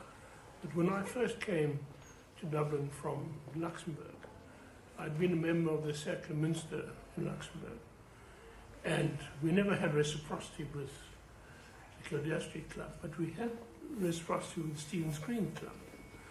And that always surprised me. I mean, it was very useful for all sorts of reasons, but what was the history of that, and why did that process take so long before they began to have reciprocity with us? I would put it down to simply these things are tabled to a reciprocal clubs committee, and sometimes they move slower than others. There wouldn't be a particular logic or reason why it might have been such a slow process. Perhaps the arrival of Her Excellency, the Ambassador of Luxembourg, hastened the arrangements for reciprocity with the Cercle Münster, and we're very proud to have that club, of which you are, or certainly were, a member, Rory. We're very proud to have that club as a part of our reciprocal arrangements around the globe. I think one reason may have been because here they offer bedrooms and accommodation, and that wasn't the case before in the Cercle Münster. And if I'm not mistaken, I haven't been back for a while. They don't offer that now, but they do have arrangements with various hotels. So, I mean, there is accommodation. It's just done on a different basis. Yes, you're correct, Rory. When we seek out reciprocal clubs, we always try to look for a club which is similar to our own, and one of the criteria is that they have bedroom accommodation.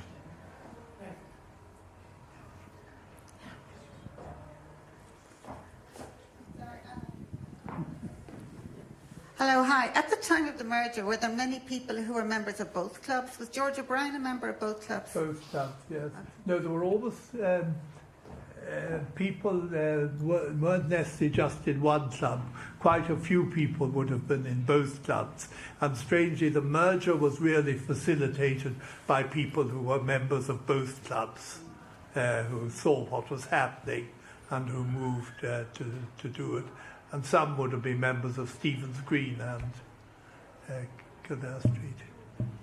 George was a member of both clubs, but Kildare Street was the one he'd been a member of for a long time, and he objected to joining. There was a sensitivity among UCD people about joining the Dublin University Club because you had to apply as a non-university member.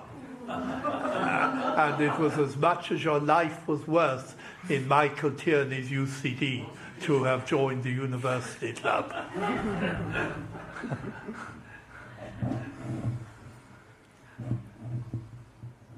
Je pense qu'on a fait le tour des questions. Peut-être je vais vous demander de faire a final sentence to wrap up the day. Maybe I will start with you, Brendan. Yeah, in case you weren't here for my talk, I was looking at the history of the Alliance Française up until 1974 rather than from 74 until today.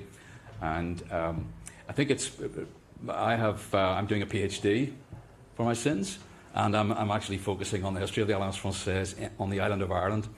And I think there was a lot of, among the Alliance Française community and the embassy and so on, not a lot was really known about the origins of the organisation on the island. So I have discovered that it goes back into the late 19th century, with teachers actually coming from here and going over to Paris for the summer schools. But it formally was established here, an Alliance Française branch, in 1907, and which then stopped at the start of the First World War. Then the Dublin French Society was established, and it was separate completely, but it was supported by the embassy. And it ran for a long time until it merged. It sought support of the Alliance Française network around about 1950, because it was, again, with all these things, it was dwindling in membership. And it came under the wing, under the umbrella of the Alliance Française. And then it merged in 1960 to become a part of the Alliance Française Dublin, and which then, of course, moved here in 1974. So I was really talking about that story, which is actually very interesting. Yeah. Very interesting, indeed. Merci beaucoup. Charles? Maybe if Charles has asked me to talk for both of us, because we're probably going to say the same thing anyhow. But I have found today absolutely fascinating. I'm too young ever to have been a member of the Kildare Street Club, although I would love to have visited it. It was fantastic to see the photographs today, and thank you very much for that, Kevin. And it was also very interesting, a lot of which I knew through R.B. McDowell's book, Land and Learning. But it was also interesting to get the insight into Kildare Street being that bastion of unionism that it was, even after the foundation of the Free State. It is great to see this building being cared for and looked after by the Alliance Française and the French government, and it is in very, very good hands. And I suppose lastly, a comment on the new iteration of the Kildare Street Club, the Kildare Street and the University Club, which is growing in membership steadily and is a very inclusive place in modern Ireland. It has adapted, a little like Lampedusa's leopard, for things to remain the same, things must change, and that we have done that. Kevin? Yeah, I would just say a couple of things, maybe about the architectural side, which is what I was talking about today. For me, it was very interesting to do the research on this, because it's not my area at all. I was asked to make the presentation, and I learned an awful lot about the building, but I learned more about the building by coming to it, I think, and seeing the National Library next door, and being so close in this room to parts of a room that you normally are not close to. You know, this room was designed to be seen and to be occupied from the floor below. So we're very close to elements of architecture like the beams, the corbels, the cornicing and so on, that are very exciting to me. And it's very exciting to me to know that this is not plasterwork that's running around the outside, the top of this room. It's stonework underneath. So the bones of the building are here. I think the Alliance Française is doing a great job in looking after the building, and I do think there is a future for the building which might bring back some of its original character at some point in the future. So, thank you. That's the idea. Our project. Brian? Yeah, I suppose, look, from the National Library's point of view, we're delighted to collaborate with the Alliance Française and with Fabienne and her team, and we've done this a couple of times now, and it's nice just even for once a year to kind of undo partition, if you like, as Charles would put it, and to bring us back as one piece, and to make a sense of the places and the way that the building worked, and to kind of bring back the appreciation of the cultural heritage that's in these buildings. And as we're trying to develop up a whole range of cultural activity, develop the activities on Kildare Street with the work we're doing in the main building, with the way the Royal College of Physicians, the former home of the Kildare Street Club, is putting in a museum in their basement, a medical museum, and that hopefully encourage more cultural activity on the street as a whole. Thank you. Thank you very much for your contribution and participation today. Thank you all for being here to celebrate our anniversary in this beautiful building. And now I think we will have the chorale de l'Alliance Française to sing a few songs. Yeah, they're coming. They are coming in a few minutes. Thank you very much. It was a great day, and we have more to come, so please join the Alliance. Merci beaucoup.